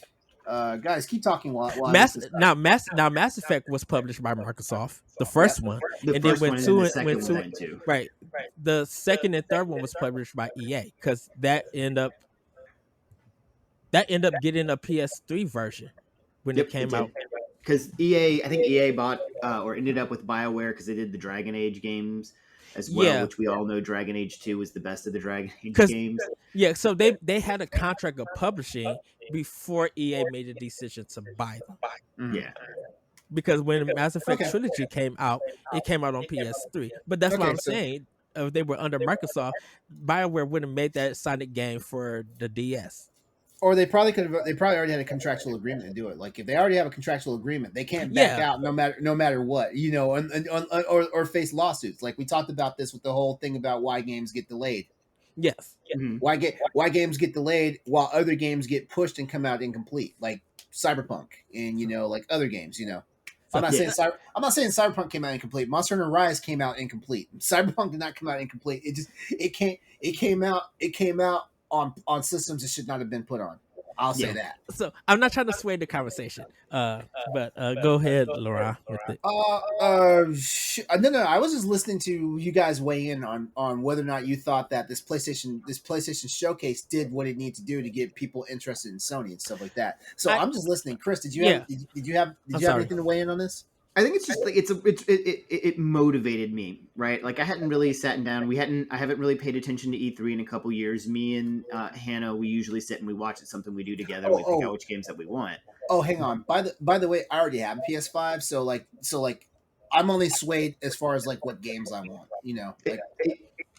I never got the whole thing, anyways. Right? There's Xbox is better, PlayStation is better, and both of them have their quirks.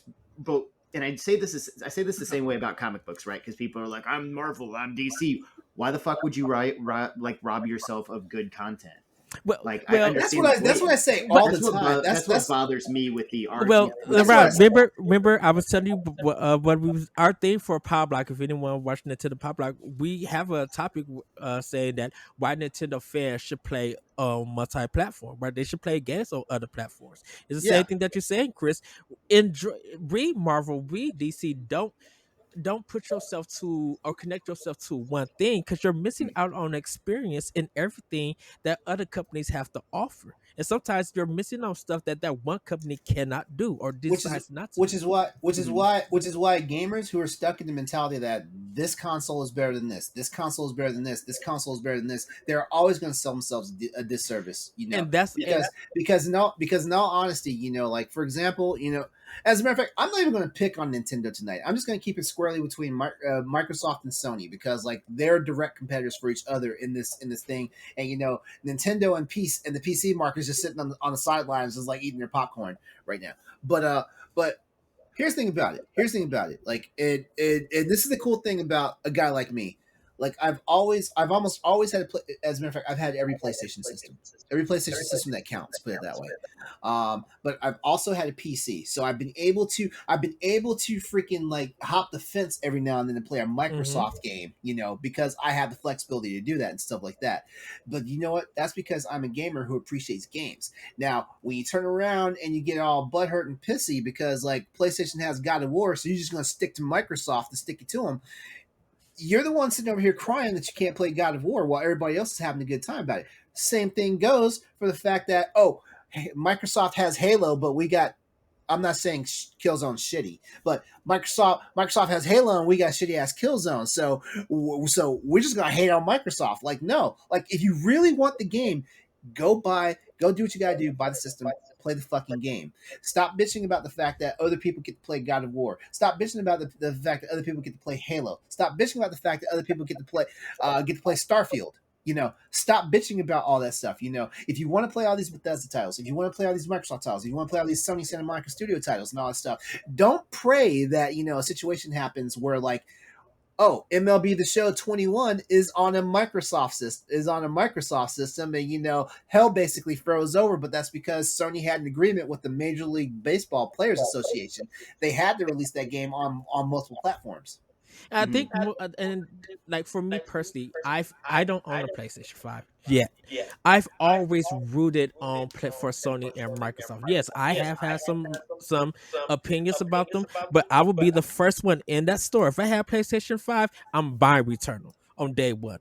If I'm buying Ratchet and Clank, but it's because I don't have that, I still put on my Twitter, on my own social media, I be like, congratulations to Insomniac for releasing Ratchet and Clank. I try to celebrate games, as much as I can. Definitely with this game showcase, I'm happy to offer everything that Sony released. They had a great showcase. They have great games and exciting titles that has coming to PlayStation 5 um for those players. Well, hold on a second, because I don't mean to stir the pot, but why do you say no? It wasn't a motivator. It's not a motivator to sell it. I'm saying to sell PlayStation 5 systems. I think people already want a PlayStation 5. The games that they show is letting people know that we got great content coming in. There's just some people who took certain games to brag about them because of it. They kind of missed the point of what that showcase is for. It's to show off games that's coming to the PlayStation 5 system. So if you do own a PlayStation 5, these are games that's going to be coming. Or if you're Here's waiting the, to get a PlayStation 5, these are games that will be on the platform. okay, as a PlayStation 5 owner, the only thing this showcase did for me is made me realize that I don't have to spend $500 to get started for playing these games when they do come out, because Hmm. because I'm a very pragmatic consumer when it comes to video games. What I typically do, if I miss a system at launch but I know I'm going to get it, what I will start doing is I'll start buying the games that I want to play and Yeah. one or two of the peripherals, like an extra controller, like the stuff that's needed. I'll go ahead and I'll have that 12-month subscription of PlayStation Plus already waiting in the wings. So the only thing that's hitting my wallet the day I get the PlayStation is the price of the console, and not spending $400 extra for stuff that I know. You got to play a game. Right. you got to And play. You got to play a game, and heaven forbid you have more than one person living in your house with you. You're gonna have to have a second controller. and I Stuff like that. And I think this showcase were for great announcements to let everybody know what's coming to the system and more in-depth look at stuff that they already announced. So it did this job of marketing to let people know this is what's coming to the system. Nintendo does it with their Nintendo Direct. This is what's coming to the system. Microsoft did it with E3 or whenever they do their indie showcase. This is what coming to the system. They're marketing these now to let people know what's coming into the system in the future. So when you Isn't do get a but system, isn't that what every showcase does? Isn't that what every live does? Isn't that what every it's state of play supposed does? Isn't that what it's every supposed to Nintendo Direct does? it's supposed to be, but when people start using it to bragging it, they miss the point of Okay, it, of what okay, it is. okay. So let's remove gamers out of this. Yes. What do you think this did for Sony? I think it really showcased what great titles is coming to the PlayStation 5 The that reason you why can expect. the reason why I'm removing gamers out of this is because we're a bunch of jackasses anyway. We're the reason why we have microtransactions. Mhm. We're the reason why they cut and paste FIFA and Madden games every year. You know, Yeah. we're the reason why Ubisoft can get away with releasing glitch games and not actual games. Yeah. They, Like it's going to be good to see more Unreal 5 titles. It's good to see how Square is taking the Luminous engine and doing Forsaken. God of War looks great, but I have concerns about this. And the problem that I don't know, can we get into it, you LeRon? know what? Or you want to Let's go. save it? You know what? Let's go ahead and get started because we need to Okay. get ready. We need to get ready to wrap anyway because we're getting a little long in the tooth here. All right. All right, everyone. Real quick, if you want to have your questions throughout the show, tweet us at ps_crossroads or email us at crossroadspspod@gmail.com or just hit us up on the Boss Rush Discord. You know, we're always there. We're always listening. We're always looking for good questions, stuff like that. Okay, everybody. It's time for tonight's big topic. And if you guys did not know, the big topic is all about the PlayStation 2021 showcase that just happened on last Thursday. All right, guys. You know what? I don't even have a lot to say as far as like the build up for this, but basically, last Thursday's PlayStation showcase included updates from PlayStation Studios and some of the industry's most imaginative developers for games that are releasing not just for this holiday season but beyond. Like we had looks at games that are coming out all the way through to 2023. Alongside a pair of big surprises from Insomniac Games, there was also a lot to digest here. So strap in because here's everything announced during the show. A total of 18 different games were announced during the show that night. And we're starting it off with Star Wars Knights of the Old Republic remake. All right, guys, let's talk about this. How badly was your mind blown when you saw this? Not me. I wasn't excited or anything, and I think it's because of the old version almost ruining my relationship with BioWare. I really hope they fix the combat. I really hope they put in something that gives you directions. But like when I seen it, I was surprised. I was happy that it was happening. But I'm just like I wasn't wowed by it or any of Okay. that at all. Okay, now I will say as a person who never played KOTOR, because I never played it on PC and I had opportunities to play it. It actually blew my damn mind because I thought Knights of the Old Republic was a game that we were moving on. If anything, I thought that we would see sequels to Knights of the Old Republic, but not an actual remake or remaster of KOTOR. Mm-hmm. So I was like, oh shit, Sony just dropped like hot fire, like in minute one of the show. And it's to bring it into canon, right? Like the old games aren't canon. If they do a remake of a Star Wars game, it's canon. Jedi Fallen Order. It's canon. I'm gonna let the Star Wars fan talk about that one because Yeah, I really don't know. Like honestly, if Disney is allowing this to happen, there's plans for it. There's plans. Oh yeah, they've been pushing Revan for months. Like I called my son into the room who is almost 3. I said, "Hey buddy, look at this," and I cut on the trailer, and he goes, "Darth Revan," because he knows who Darth Revan is. Like he knows who these people are. And like he's excited for it just to watch me play. My kid's not gonna know who Captain Kirk is until he's at least 5 years old. I'm not gonna subject my kids to my nerdum that quickly. My kid, he can name all of them. Like he knows them like by sight. All jokes aside though, Jacob, you said your mind was blown too. Like, all right, so let's be clear. if this isn't PlayStation exclusive and that PlayStation costs $1,000, I would buy that PlayStation the next day. All right. There's no question. Now, with that being said, and to echo Ed earlier, if that is on PC, then I won't buy a PlayStation. That's There's fair. nothing else. Honestly, that is Like, very. I enjoy God of War, but I never really got into it. And I literally have a feeling I that won't really search for it. I liked Last of Us Part 1, but there's nothing about Part 2 that like demands me to get a PlayStation. and I feel like that it will hit Series X. I feel like it will hit Xbox. It probably I will will too. buy But it, you know. it probably will too. Might But have the one thing that I saw that was made very clear during that reveal trailer is that it said remade on PlayStation.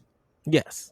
Yeah, I don't think it jumps over. So I think if anything, if it shows up on the Xbox Series console, it shows up years later. It doesn't show up like it doesn't show up 12 months later. It shows up years later.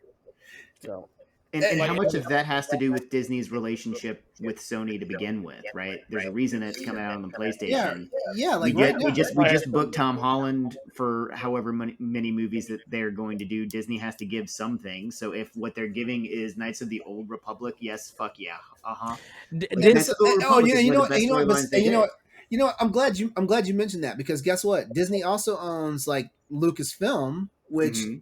Guess where the next Indiana Jones game is coming to? It's coming to Microsoft consoles. Mm-hmm. So if we're gonna play this game, Microsoft already has their pound of flesh. If we're gonna play this game, well, Disney gave Microsoft for CFDs the pirate game, Pirates of the Caribbean DLC. But Nintendo has been working with Disney for some of the games too. So I think Disney's not connected to anybody. Right, I think they just love making these deals. Ed, I don't want to run in parade, but Nintendo's not a factor when it comes to like certain things here. I'm talking about Disney. I'm just talking about Disney loves making business deals with each of them. It doesn't matter what the property is; they just like to make these business deals, and it's been working for them. It's not working for Nintendo. I'm sorry. It's been working for Disney because they've been working all of these deals. That's all I'm saying. The reason why I said Nintendo's not a factor on this is because they're getting the Guardians of the Galaxy game that got beaten into our heads for like 50 minutes over the summer. That was like one of the games that I wasn't like super sold on that we saw in the showcase. And me neither. The mouse is always going to get his. I haven't been sold on either. But you know what? Hold on.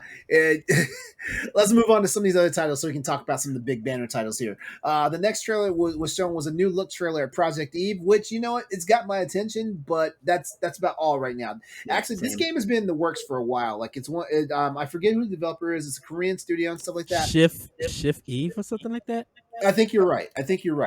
So I'll keep my eye on it, but right now, it's not really moving the needle for me, but I know a game that's moving the needle for a lot of people was Tiny Tina's Wonderlands. The gameplay trailer released on that. I'm gonna let you guys take it away because, I like Borderlands, but I'm not that big and all romantic about the Borderlands series like some other people are. So, like, guys, if you have words for it, go for it. I love Borderlands. I love the Borderlands game. I like Borderlands. I like the way it looks. We, like I said earlier, we tabletop game. D&D is one of the things that we do. So it looked clever to me. It had the art style I like, and just like everything about it. Just it screamed, you have to play this. I immediately, I think even before it was done, I was done watching it. I looked up the trailer and sent it to Jacob and our other buddy. I was like, yeah, we gotta fucking play this. Like it just looks entertaining. It looks good to me. And I'm not a fan of Borderlands. I never really got into Borderlands. Oh, it looks fun. It looks fun. It's just for me, it's just not high on my priority of like gotta get, if that makes sense. Yeah, I'm not gonna buy a PlayStation if it's exclusive or whatever. It's not. It's not on Xbox. I wouldn't go out. You know what I'm saying? It's not like, I'll play it, but it's not something I'm gonna like search for. Yeah. I just shrugged my shoulders, like, okay, that's good, and then moved on to the next one. Yeah. Speaking of the next one, we got an announcement for spring release for Forspoken, which is the game which is one of the next non-Final Fantasy titles coming from Square Enix. I will say that It looks okay, but did not do enough to impress me. But I am also a hard sell on JRPGs. I'm a very hard sell on JRPGs, especially stuff Square Enix puts out these days. Especially. I'm also not a JRPG fan. I think, like I said, me and Ed had this conversation, I think this week on Twitter, and but it's got enough that I will at least see what it's got going on over the next couple of trailers and gameplay. Unless there's something that really just moves the earth for me, like it's gonna be one of those ones I watch someone do a let's play on a Twitch or YouTube channel. I think it something about it carries a Tomb Raider kind of feel to it, but I like the traversal of this game. I kind of it looks good environmental wise. I think the character model needs a little bit more description to it. Other than that, I'm not excited for this just yet. I can't wait to see more. But the Luminous engine looks like it's going to be something in the future that Square is going to be using. So they probably going to stop using Unreal in the future. But I like how when she's in motion, how she's jumping in the air and everything. I like that movement and how it flowed. It look really good. So it's a wait and see for me. I just can't wait to see more of it. All right. Yeah, Go I ahead. would say Square Enix definitely has left a bad taste in my mouth. So they would have to do something pretty impressive to overdo that. Yeah. What game was that? It's just like the last 10, I mean, and then the JRP is something. I mean, the MMO. What was it? Fantasy 14 MMO? Yeah. Nah, 14 is a fucking machine for them, though. Right? So when it launched, it was hard shit. It was garbage. Oh, true. True. Yeah. And they redid it, but they shouldn't have, they knew they were putting out garbage. Right. From the get-go. So they had to redo it. It's kind of like Battlefront situation. I feel like all those games. I feel like all those games back then were just trying to chase the same high that World of Warcraft was on. And look, nobody even talks about World of Warcraft. World of Warcraft is not even a conversation starter nowadays Yeah. for gamers. Yeah, that's what happens when the workplace is terrible. Well, even before that. Oh, it was long before that, though. Really? Yeah, it died out. Well, it's just it's always there. Yeah. It's nothing. It's not. They're not grain breaking. Mm-hmm. Yeah. I mean, I will never knock Blizzard. Blizzard has this skill for polish that no gaming company can touch. Yeah. Agreed. And I would look for the future of Blizzard. Things like outside of their core games, I think that's going to be the future of Blizzard. I don't think the Warcraft franchise or the StarCraft franchise is going to bring the people that Norman. I don't even know if the Diablo. I'm excited for Diablo 4. I'll play it, but I don't know if that is going to have the same power. Well, that's going to be the deciding factor. I will argue with you about StarCraft because StarCraft is like Activision Blizzard's esports machine. Yeah. It brings in money when the competitive series starts happening. But I agree with you, Jacob. I think Diablo 4 is going to be the game changer, or it's going to just turn people to be like, yeah, they lost their magic. Mm. Sure. It's a make or break moment. Diablo 3 had such a bad launch that they need something hard hitting from the get go to stay relevant in that space. Mm-hmm. Yeah. All right. Also shown that Thursday night was another look at Tom Clancy's Rainbow Six Extraction. I like what I'm seeing, but beyond that, we're ready for the game to launch, and we understand this game had a problematic development cycle, and it wasn't because there was just problems behind the scene going on with the game. It was more the fact that COVID really hurt this game. Plus, it was called Rainbow Six Contagion at one point. No, Quarantine.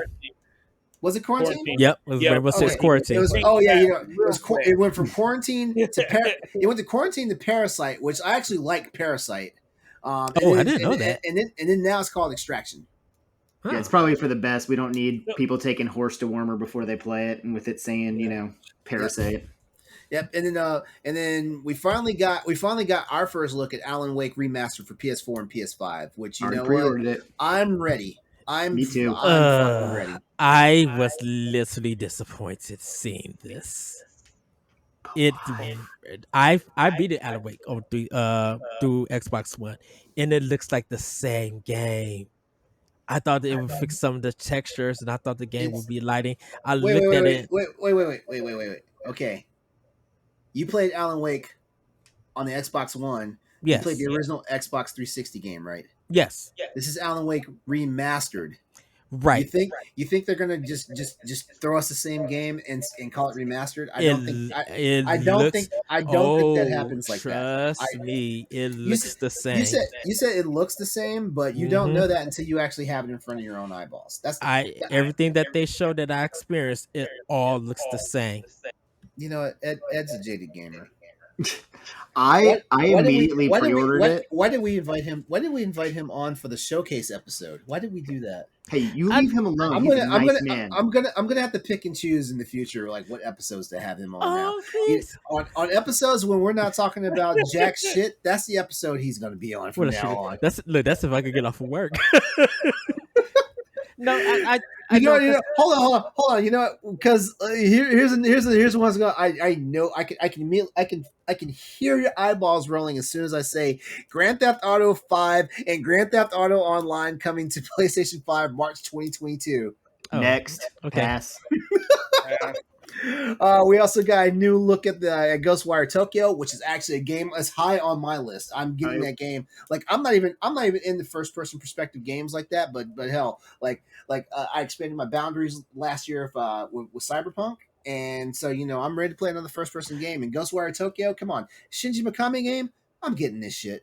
So it looked amazing. So it reminded me of a game called Second Sight that Nelco did on Xbox, but this looks more accessible and greater than that game. So I finally see it. I can't wait to play it. And experience it. Like the combat looks fun. It looks like it's gonna be wacky, but it's also gonna look really fun. Look like a really fun game. So it's kind of on my must have for this. Yeah, we had another story trailer for Marvel's Guardians of the Galaxy, and I already explained it. I'm kind of already tired of this game. I am, but it's because of the treatment they got over the summer. Like that's mainly the main reason there. We got an announcement for Vampire the Masquerade Blood Hunt coming to PS5 in later this year, 2021. We got another 3 minutes of Deathloop.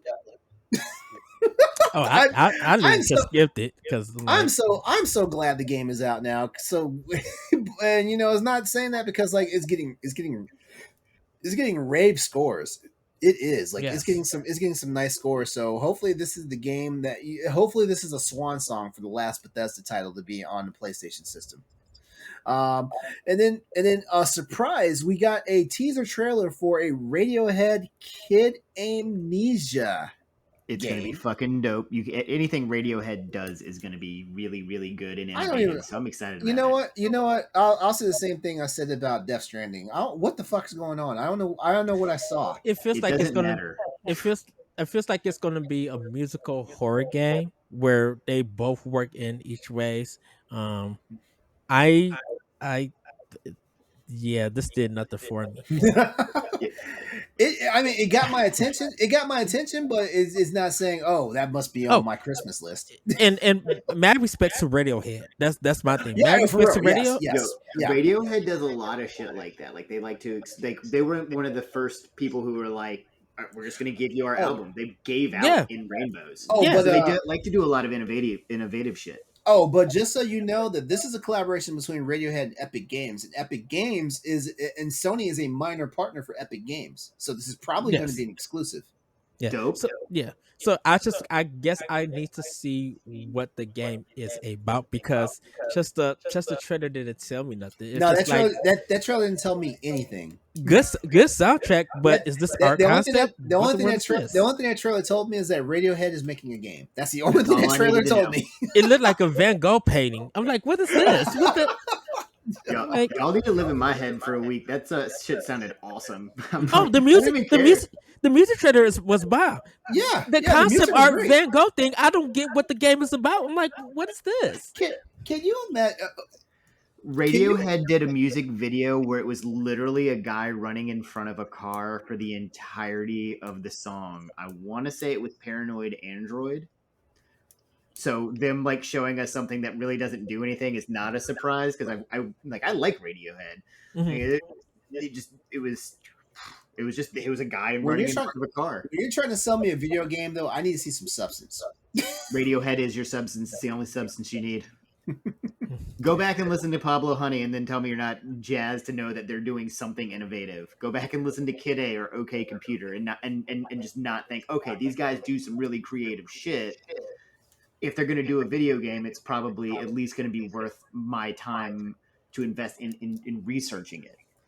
I swear to God, this guy's gonna talk me up. I'm gonna get this game, and then I'm probably gonna might write the most shitty review on it.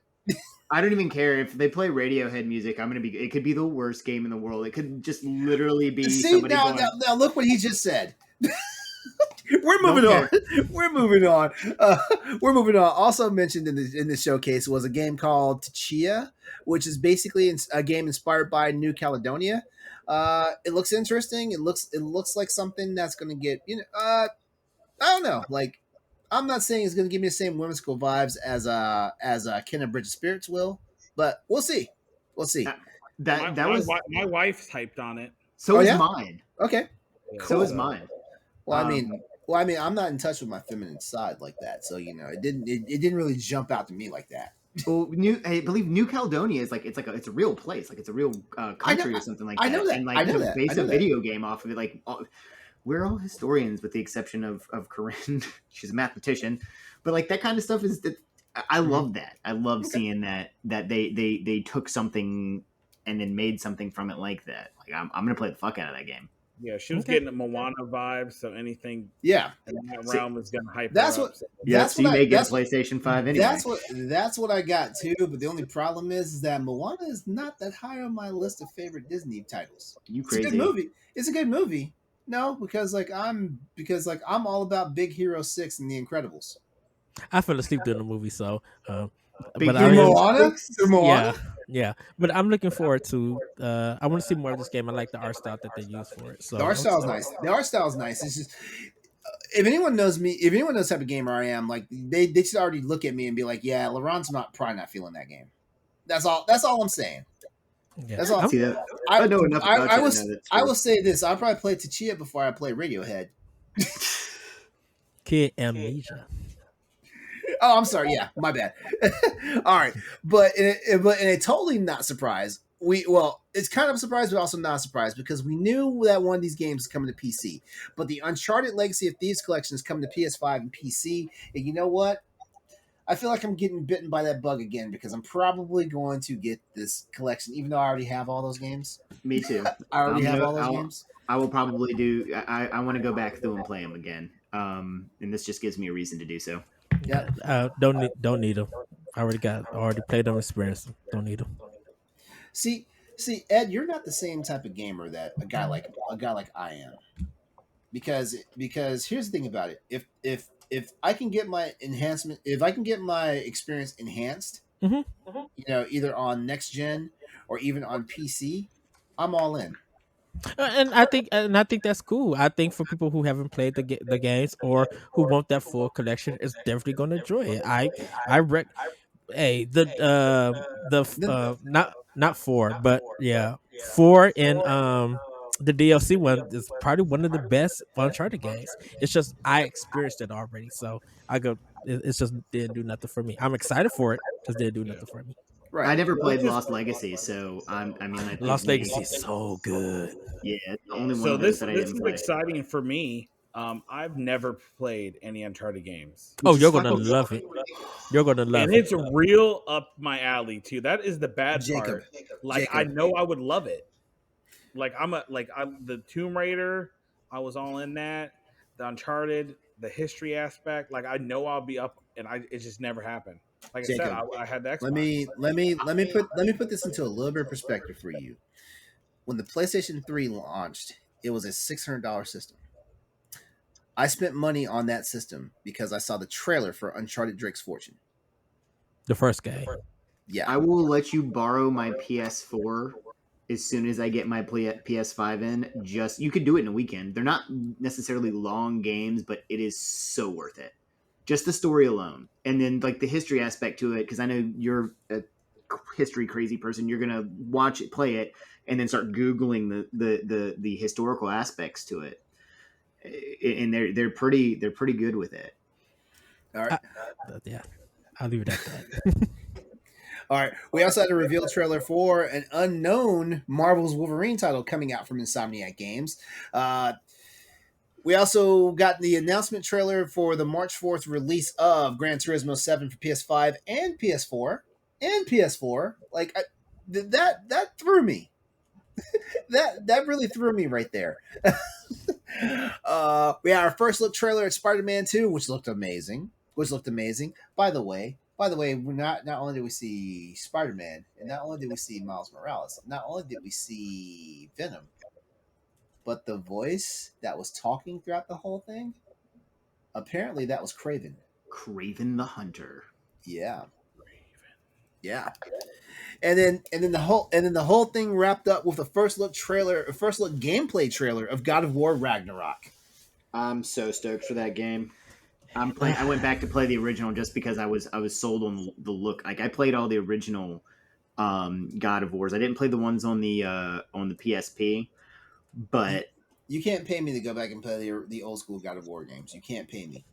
I mean, at this point, they're rather dated, but they did a good job of updating the entire thing and taking it in a new direction. Like we were talking about with the minigame earlier, like they can't do that. Like I said, what's he going to do? Like leave Atreus in the woods?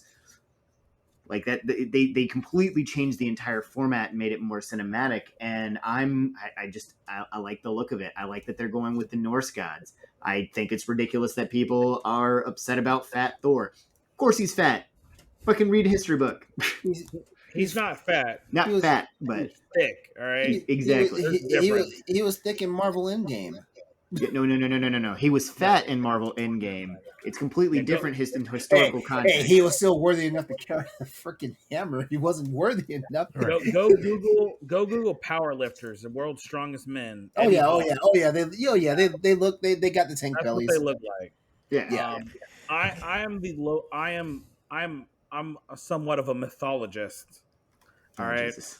All Thor did was fuck, drink, and eat all day long. All right. That is a fuck, eat, drink body. If I ever see it, all right. So you know, given that you're all about mythology and everything, we need to segue into this. We need to segue into this really quickly. Did you guys hear about the internet losing its damn mind because there's black people depicted in God of War? That's because everybody who picks up God of War and sees, oh, Norse mythology, blonde hair, blue eyes, of course they're white, without taking any look at what history actually fucking is, and that's people traveling all over the place. The Norse people weren't just like, this world is weirdly, so everybody looks the same. We're all white, weird. That's not how the world worked. I've already had this conversation with my wife. They're referring to Angabota. Yeah. So they're like, I've seen a couple comments like, "Oh, she's a Norse woman. Like she would be white. There's no black people in Norse." One, she's not Norse. She's a Jotham from Jotunheim. That's a giant. All right, and there's giants in every color in the Voskin Saga or the Poetic Edda, if you want to be more simple.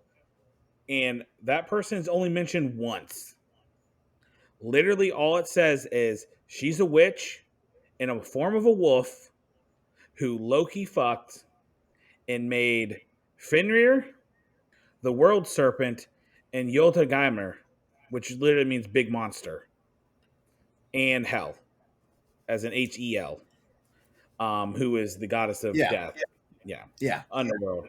That is the only description of her, is that she's a witch and she's a shapeshifter. So, as far as I'm concerned, she can look like whatever she wants to look like. In this game, she looks like she's looking like a pretty nice young lady. Which is definitely A much better depiction than what. spoiler alerts. That is an evil bitch. Her name literally. Seriously, like, there's no way she's a good person in this game, right? Her name literally means she who brings sorrow or the grief bringer is her name translated. So there is no way that's gonna be a good person. She looks real nice. That is a cover. That is some Thanks. evil bitch over there. Thanks. So now Studio Santa Monica Studio is going to have to deal with the fact that they perpetuate a stereotype if she does some seriously evil, heinous shit. There is no way she does it. Like, her entire mythology is like predicated on that. The harm binder, she who offers sorrow, the one who brings grief. That is her name. You know what? Like, thank you for enlightening me with that, because now I really want to play this game to see what type of havoc this character might bring. Right. Here's what's gonna happen. Because they're gonna set up a sequel, right? Actually, no. Actually, you know what? I'm glad you said that, because God of War Ragnarok is confirmed to be the finale of the Norse saga. So Ragnarok ends this storyline. That she is 100% gonna be the climax shift. Major betrayal. I'm calling it now. She's gonna cause a major betrayal. That kid's gonna die. That kid's gonna die. And Kratos is gonna die. No, I'm gonna say Kratos is gonna die, not the kid, and that's how it's gonna end. Did you play the first God of War 2018?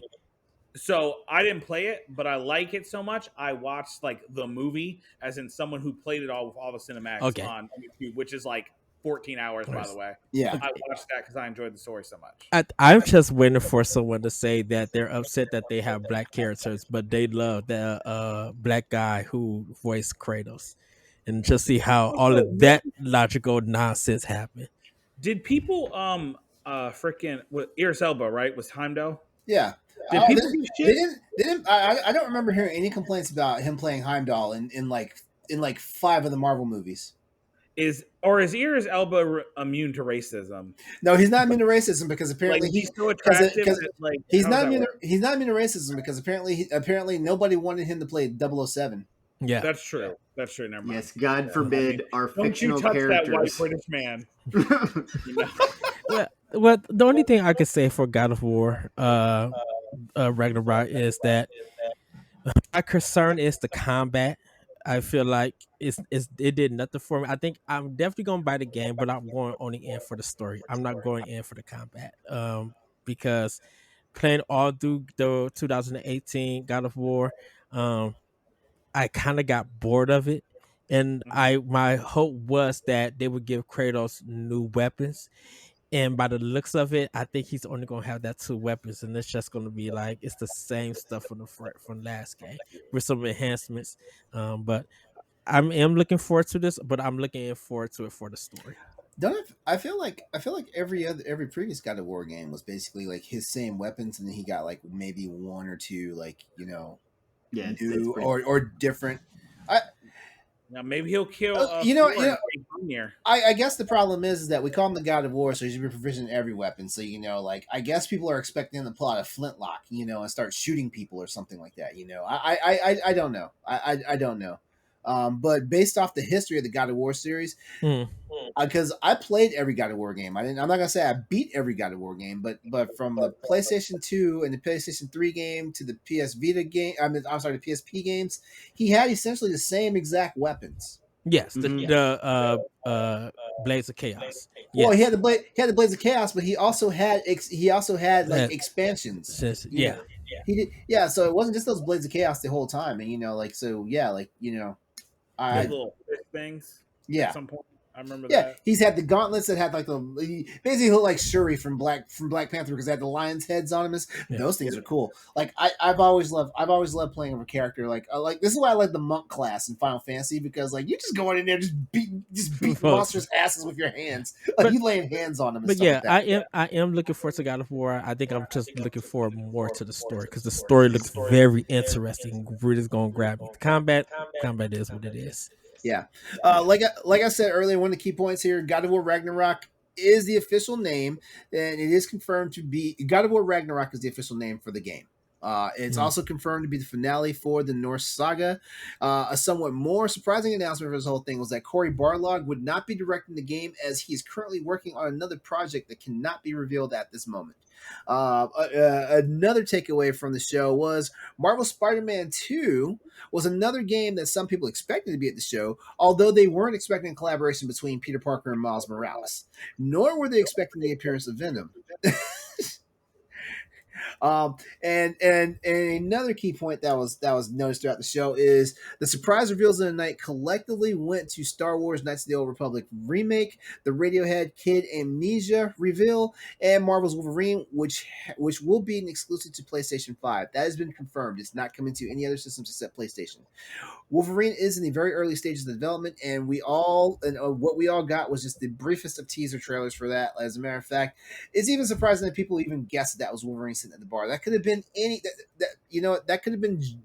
Well, actually, I've learned some things because I haven't beat The Last of Us 2 yet. But I was about to say that could just easily have been Joel from The Last of Us. But now I know what I know, and people spoiled it for me. Well, I mean, how many other people have adamantium claws? He put out the claws at the end of that. Yeah, that was at the end of it. But I'm saying while they were just like rolling up on him behind him, though, that could have been any damn body. Yeah, like that's kind of the point, right? Like you're like, oh, who the fuck is that? Oh, it's Wolverine. People like Wolverine, but also, like I'm not the biggest fan of Wolverine, so. And I think Marvel got a good relationship with Sony and Insomniac, so that's cool. I think that's awesome. Mm-hmm. Yep. And that's literally a play-by-play scene from the Wolverine movie. Yeah, it is. True that. Like it's literally like they like looked at the movie and like, yeah, can you like animate this real quick? We're gonna like say we're making a Wolverine game. That's what it looked like to me. All right, so let's rapid fire this real quickly. How'd you guys feel about the showcase? Rapid fire. Loved it. It reinvigorated my love to get back to PlayStation. Mm-hmm. Good overall. Like I said, if KOTOR is exclusive, I'm coming back home to PlayStation. Mm-hmm. If it's not, they better bring something else. Right, yeah. Ed. I give it an A. I thought it was a great showcase. It really showed what is coming to PlayStation 5. A lot of gamers who own the system or who going to play the system got a lot of great exclusive titles coming to it. So they did a good job marketing these games and showing it off. I might have my concerns. It may seem like I was down on some stuff, but it's an A showcase. I really am looking forward to a lot of the stuff to play, and so Sony did a great job with it. All right. For me, I felt like the showcase was great, but I also feel like honestly, like it could have had a little more oomph to it, if that makes sense. And the only reason why I'm saying that is because in the build up to this, Sony made it seem like this is going to be all about a Sony and a PlayStation showcase. We saw a lot of games that we knew were coming, that we already knew were either coming thanks to E3 and like the summer stuff that went on. Which, by the way, like I feel like I can say this now with like a surety. I feel like Sony did a terrible injustice by missing out on one of those summer shows. I really feel like they did, which is even more mind-boggling is that they were a major partner of Jeff Keighley's Summer Games Fest. Fucking Jeff Keighley. And they didn't even and Sony didn't even have a presence. Like we didn't see a single peep from like a Sony franchise during that whole. Actually, no, we saw Death Stranding, but then again, we know Jeff Keighley has a massive hard-on for Hideo Kojima. But yes, anybody who stepped in GameStop in the last 20 years. Can I ask, do you think they should have showed this in July instead of the other state of play? You think it would have been? You know what? I feel like they could have, but I also have a funny feeling looking at this list, like a lot of this stuff is games that probably were not ready in any state to be revealed. So honestly, it would have been like what we said earlier with the Project Athia thing, before it became Forspoken. That's the way I feel. Looking at a lot of this stuff now, also like where was an update on Horizon? Where was an update on Horizon? Where was an update on Final Fantasy 16, which is practically done? I think TGS with that. Where was it? If it wasn't at TGS, then why? TGS hasn't happened yet. Wait. Tokyo Game Show happens in October. Okay, true. But actually, I actually wrote it down here. The developers for Final Fantasy 16 said that to not expect Final Fantasy 16 at Tokyo Game Show. Oh, then there's a real concern because I thought they would show that at TGS. Nope. Nope. Yeah. That's interesting. They said that. So honestly, expectations were probably going to be low for the PlayStation Showcase. But here's the thing about it: like Final Fantasy 16 is a PlayStation exclusive. Mm. Yeah. Also, like, where was anything about Naughty Dog's next multiplayer project? We've been hearing about this for months. I think Naughty Dog is probably just quiet. They probably What's won't say nothing. Yeah, I think they probably won't start talking to like next year. what's going on with I Ben? would agree with that. What's going on with Ben's studio? We know they're not working on Days Gone 2, but they're working on something. Hell, they're working on something that they bitched about the fact that they may have gotten to do a Last of Us remake. I think Ben Studio next year also. I think they are still in pre-production. Uh huh. Okay. Okay. Another thing that was kind of expected, but I thought was missing from is we didn't get an update for the PlayStation Plus collection. It will be November. Will make it a year that the PlayStation Plus collection's been around. There's what 16 games? No, Mhm. I'm sorry. There's 20 games. 10 from Worldwide Studios, 10 Sony exclusives and stuff like that. And like it looked like it looked like it was going to be a big incentive project for PlayStation 5 owners to be able to play some of the old games from the older consoles that technically weren't going to be playable, in a different state once PS5 moved forward and stuff like that. So I'm like, why haven't we? I'm just asking why we haven't seen any updates on that, But then again, tomorrow we've got M.2 SSDs that we can drop on our PlayStation, so I guess that's enough. What was your favorite trailer or reveal for the night? Court tour done. Yeah. Kodor. Shift the one from Shift Eve, the project. That one. That was really good. I'm looking forward more to that. Mm-hmm. All I needed was a digital Revan lighting his lightsaber. Done. Sold. He's on my wall. He's right there. Okay. You know what? For me, I'm honestly gonna say for me it was Spider-Man. Just the announcement of it. Yeah, it was Spider-Man. That's reasonable. Yep. Yeah. All right. So last question here. Was there anything that you expected to see in the showcase, but it did not end up showing, or did I already point out everything when I had my rant just now? You ranted pretty well. All inclusive rant.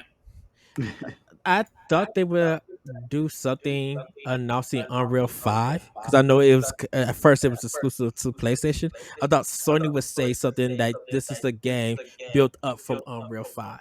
Well, they gotta. Well, maybe it's just the fact that Epic Games is not ready to blow the lid off on it yet. Even though Sony has the exclusive first when they showed it off. Sony might have exclusives, but that doesn't mean that. Everybody is working on games with Unreal 5, even Microsoft. But I thought there would be a particular like exclusive game to be like this is from Tiptoe Games running on Unreal 5 exclusively for Sony, and it'd be something like Loaded or something from old school Interplay. I don't know. It's hard to say, but you got to remember Unreal Engine 5 is a property of Epic Games, and everybody's licensed to use it. It's not beholden to Sony. Like Sony has their own engines for for their games and stuff like that. I just thought they would do something like that. It is true though, because I was actually kind of sitting there expecting like to see like something say made in Unreal 5. Yeah. Yep. All right. Well, we're gonna go ahead and take this home unless anyone has any last thoughts. Everybody, I say we watched the show. Enjoy the stuff that's coming. Go ahead and watch E3 and some of the Nintendo stuff. Like, really watch a lot of these games and that's coming for this holiday and this fall. Cause man, it's some great stuff coming. And I think if you own one console or all three consoles or even PC, you're going to have an amazing year for gaming, and definitely for 2022. Yeah. That was pretty succinct, and Yep. I can't top that. That's exactly what I would say. All Pretty right. much sums it up.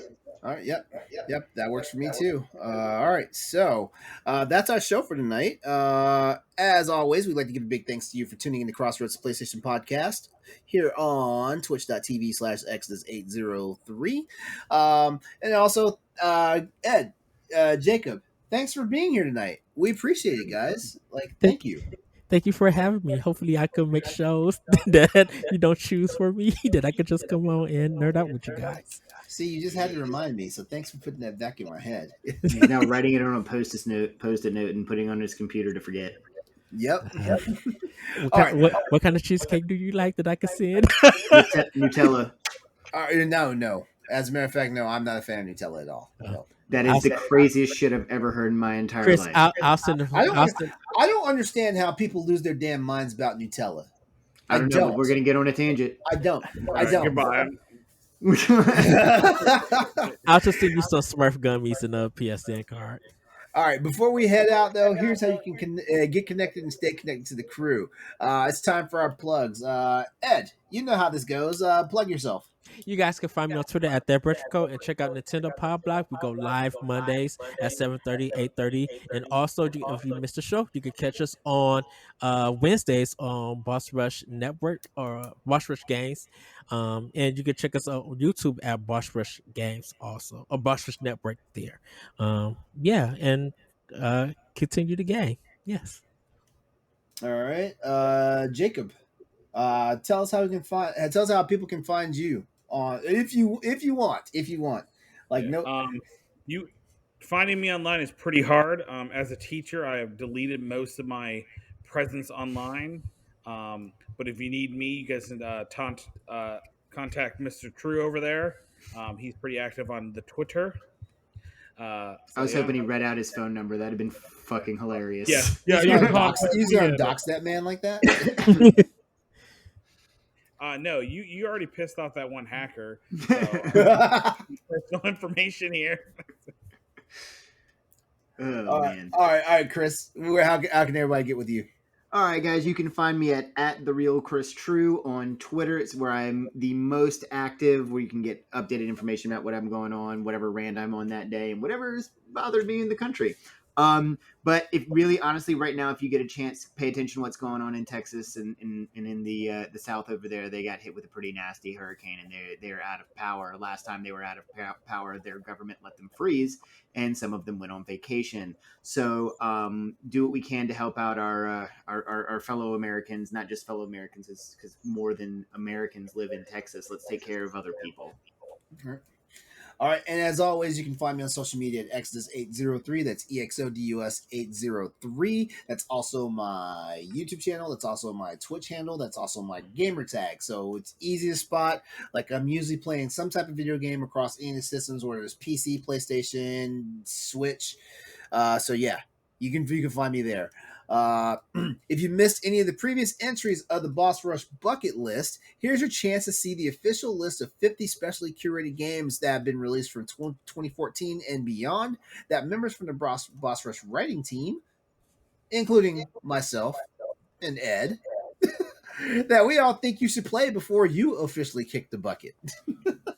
All right. Did you enjoy the PlayStation Showcase 2021 experience? I mean, I'd like to know, and I'd like to know how you felt. So go read my op-ed from the September 13th edition of the Boss Rush Banner and let me know how you felt about this showcase that we just got through talking about. And lastly, part 2 of So Then I Just Backed It, which is Shane Kelly's editorial series about his adventures with Kickstarters, is live now for everyone to read and enjoy. But don't stop with any of my recommendations, though, because there's plenty of other shows and editorials available over at bossrush.net. And also, join our Discord. We'd love to see you there. There's a whole bunch of stuff to talk about. So if you'd like to talk about games, entertainment, food, random stuff, just don't be an asshole and piss somebody off, you're good to go. Links have been provided in the Twitch stream chat right now for you to check them out. And one last call. Don't forget, you can chat with us and keep the conversation going by hitting us up on Twitter at @PS_Crossroads to dish on more news, events, and topics while we are getting ready for the next installment of Crossroads. This has been episode 52 of Crossroads, the PlayStation Podcast.